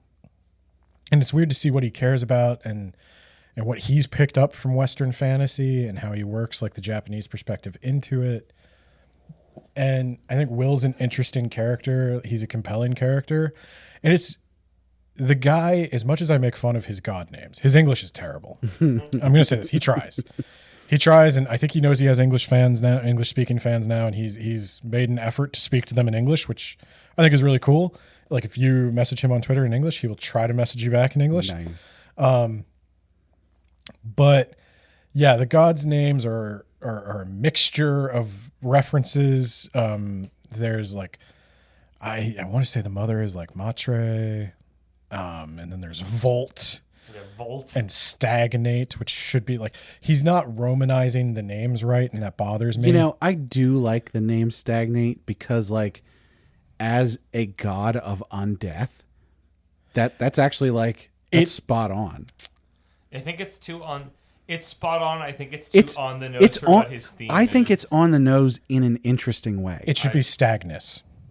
Maybe. That's my Make problem it with sound it. like a name instead of just like you can see the yeah. JoJo stand little brackets around it. Like stagnate isn't a word we use very often. Of the god names, Stagnate is not the one that makes the ones that make me roll eye the most, like Volt or what's the Gracefield. Gracefiel's the you guys worst. hate Gracefield the most. I don't necessarily hate it, but it sounds weird. What's the one Whirl, whatever the wind one is? Whirl, yeah. I hate Whirl because it's like, what's his name? Whirl. But it's spelled WHOLRE or something like that. Whirl, yeah. Yeah. I'm gonna hit it with the hard H. I think the god names are bad. But Stagnus or Stagna or something like that would be better. I like Stagnus because it's like Agnes, but Stagnus. Stegosaurus. Yeah, you can Romanize the name. Like when the Romans wrote about Odin, they called him Odinus. But that's a little. Those silly Romans. This is a language nerd thing, and I know no one In a cares. couple episodes, folks. But it also doesn't take away from it. I got pretty used to Gracefield pretty quickly. And I actually think he did read a lot of European fantasy or mythic fiction because there's a quality of that to the Faraway Paladin light novels that I might be the only person who takes this away from it. But like, I know we pick on Isekai for being a power fantasy, but like, so is Beowulf. And so is the Saga of the Volsungs. So is like all this stuff. And I think Faraway Paladin channels that kind of nicely. And it's very light read. I mean, I sat down, I probably read each of these books in 6 hours. Oh, dang, okay. I read most of them in a day, some of them 2 days, but I would say it's about 6 hours. I have no concept of how long reading a book is supposed to take. I'm not, I can speed read a bit when I want to. A comfortable pace for me is like 20 to 40 pages an hour. So this was faster than usual. 6 hours for that book is probably, I don't know, it's not too bad actually. But I generally read between 30 and 50 chapters of manga and manhwa a day, so. But yeah, I was surprised how much I liked it. I was surprised what a quick read it was. And this is something I've been talking about. Like, it could be a larger topic when I read more light novels. And I've kind of been thinking about an episode for this podcast and for Words About Books on light novels, because we have YA fiction in America, and that's kind of what this would be leaning towards, but it's a little lighter than even that. I think What do you mean by lighter? the language is not meant to be super challenging. The length is not meant to be overwhelming. The part 3A and part 3B could easily just be one novel. They would be a normal novel length if you combine them. He separated them because they were getting too long to be a light novel. So like, this is basically meant to be read on a bus or in a commute. They're It's the way that I consume manga. they're basically set up Except like it's a manga book. volumes. Yeah. Yeah. I think they're meant to be consumed in a very similar fashion. Yeah. If you have 30 minutes to read, you will make significant progress on a light novel. Ooh. I think I think more people would read if we had more of this. Mm-hmm. And getting it away from some of the stigma of what made it popular, unfortunately. Like, as much as I pick on the big titty anime girl flopped so that we could run. And She pays the bill. yeah, like, it built that house, and now I kind of want to take it away from them and dress it up in fancy clothing that other people would actually read. But I definitely think there's a lot of people in America who want to write like this. I think there's people online that write like this, because you describing it reminds me of years and years and years ago reading this like massive freaking My Little Pony Fallout crossover thing that then got printed. I've heard of that in a book, and you describing what Yeah. the light novels are reminds me of when I was reading that. It is a random person just writing a story piece by piece online, where it's not just like, I wrote an entire book and here it is. It's just like, here's a chapter, and then you'll get the next chapter whenever I finish it, and it just sort of goes from there.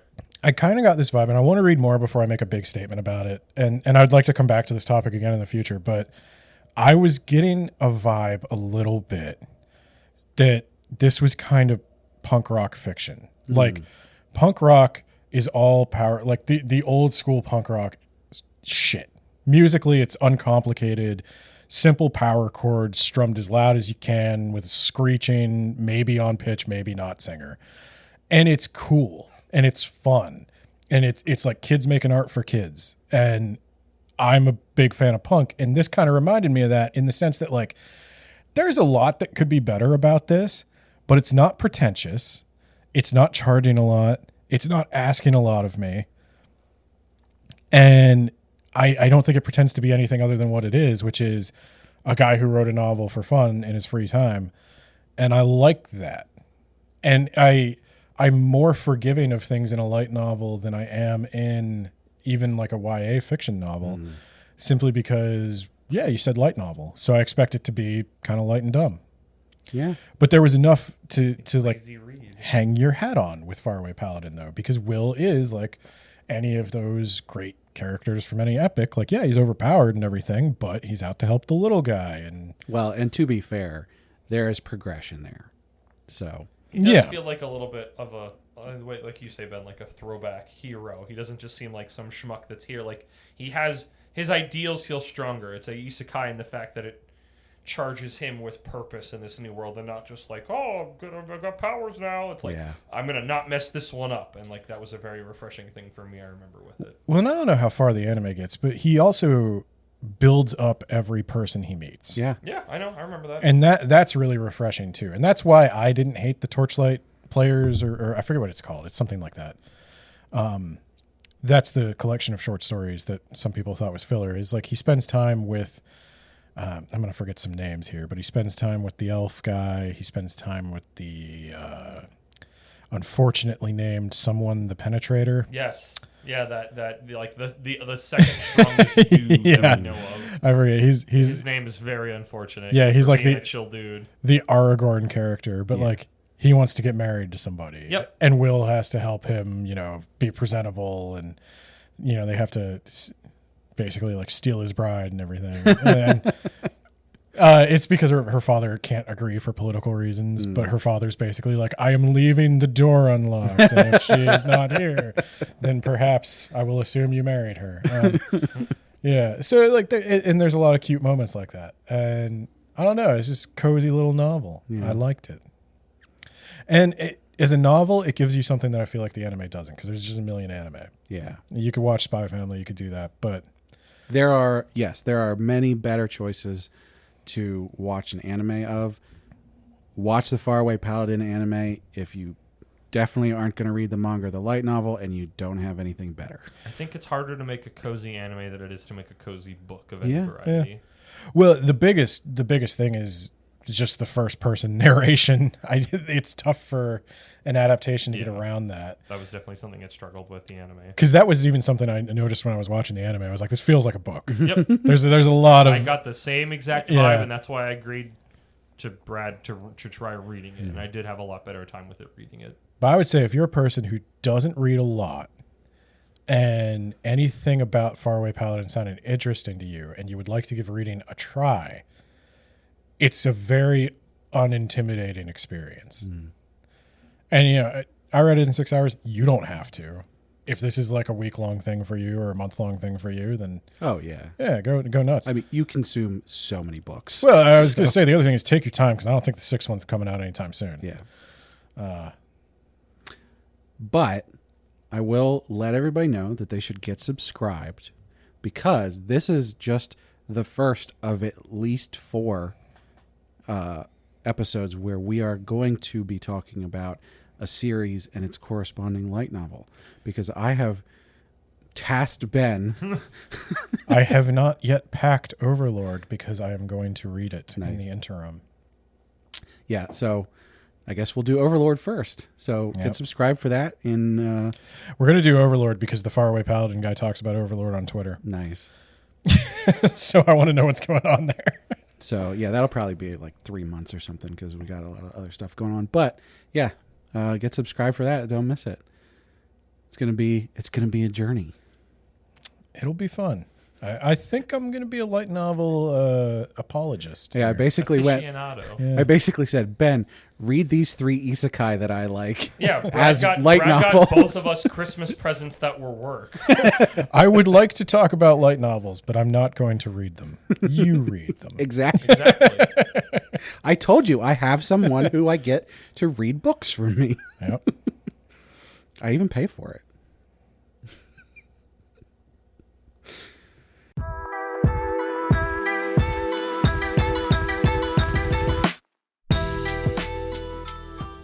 So, thanks for listening to That Time I Got Reincarnated in the Same World as an Anime Podcaster. We hope you enjoyed listening as much as we enjoy recording. To find all of our social media links, such as our Twitters, Patreon, Facebook, and more, visit our website, animepodcasterreincarnation.com. You can also find articles and reviews about new manga releases up there. We'd love to hear from you on any of those social platforms, or you can leave a comment on the blog. You can even send us an email to isekaisenseisama@gmail.com. If you prefer to listen to our podcast in high-quality stereo, be sure to check out our YouTube channel, where we simul-release all of the episodes. Before we go, I want to remind you can check out Sugoi Mart, where you can get 15% off your order by using the link in the description or by using the code APR15 at checkout. Thanks again to Sugoi Mart. And once again, thanks for listening. And remember, in every world and in every timeline, your everyday life isn't just filler. So make the most of it.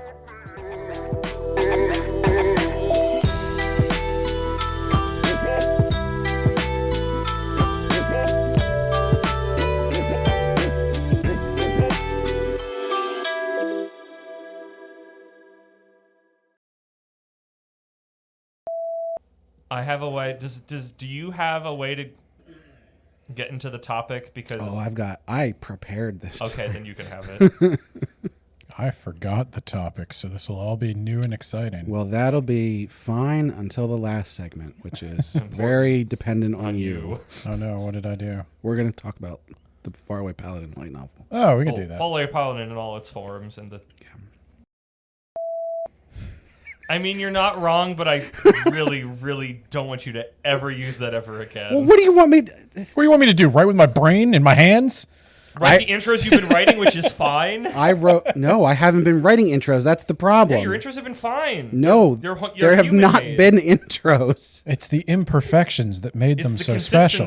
Listen, you guys want to make fun of me for screwing up the intros? You get an AI intro. Oh God, I will worship the ground you walk on if I never have to hear it. And AI's making me so nervous and angry right now. I didn't think it was that bad.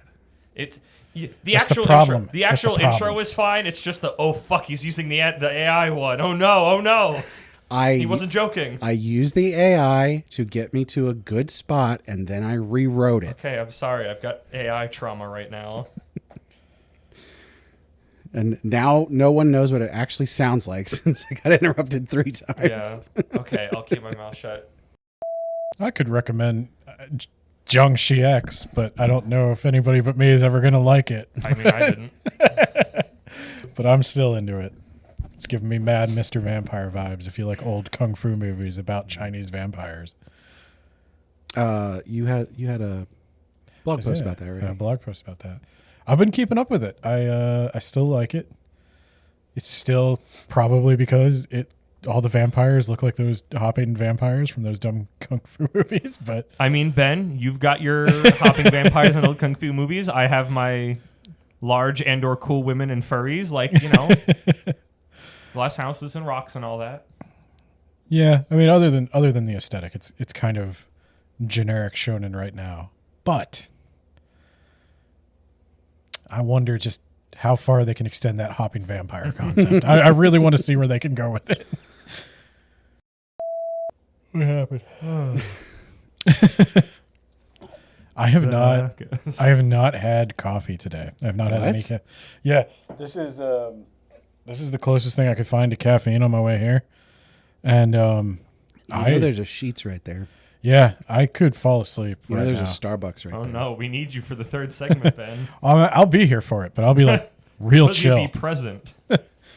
Yeah, man, like light novels. Who's even here, man? What is light novels. Like, why is the Paladin so far away? What even is a light novel? Is it just like it doesn't weigh very much? I mean, who's written a heavy novel, dude? Dostoevsky.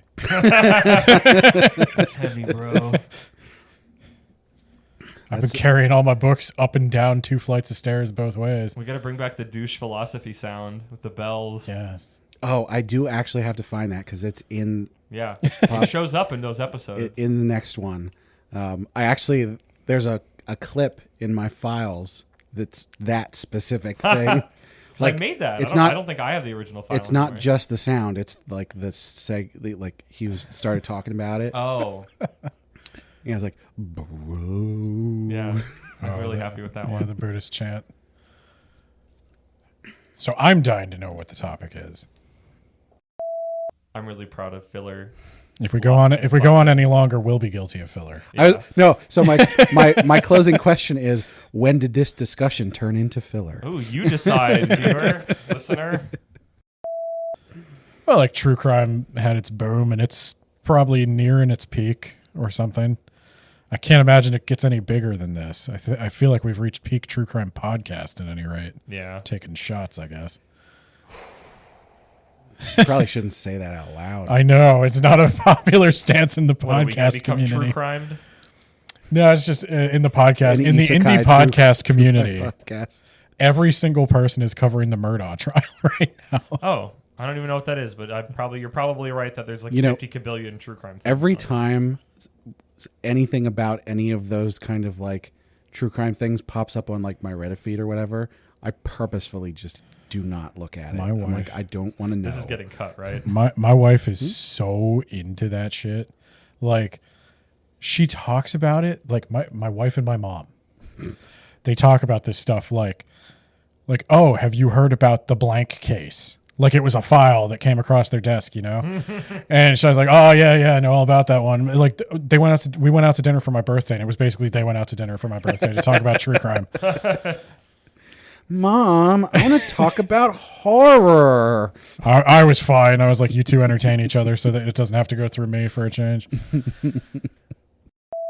That's definitely true. So I'm not terribly shocked that the man who let ChatGPT write his intro doesn't mind the Isekai machine. Sick burn, my dude. You can cut it if you want. Well, I don't think I've read any AI-generated isekai yet. That you know. I mean, that's the crazy thing. It could generate an isekai so easy. And you know what? I'd read it. You're a part of the problem, my dude. That's fine. Hey, enjoy what you enjoy. Mm-mm. Don't let anybody shame you. No. There is. Hi, this shouldn't be in the podcast because this is me getting hot about things. AI is like making me really anxious and angry recently, so I'm like big not about it. I'm really worried about what it's going to do to, the world and creative people jobs, and again, what corporations will do with this technology. I agree with you. And your swilling of trash is not going to help. I agree with you to a certain extent.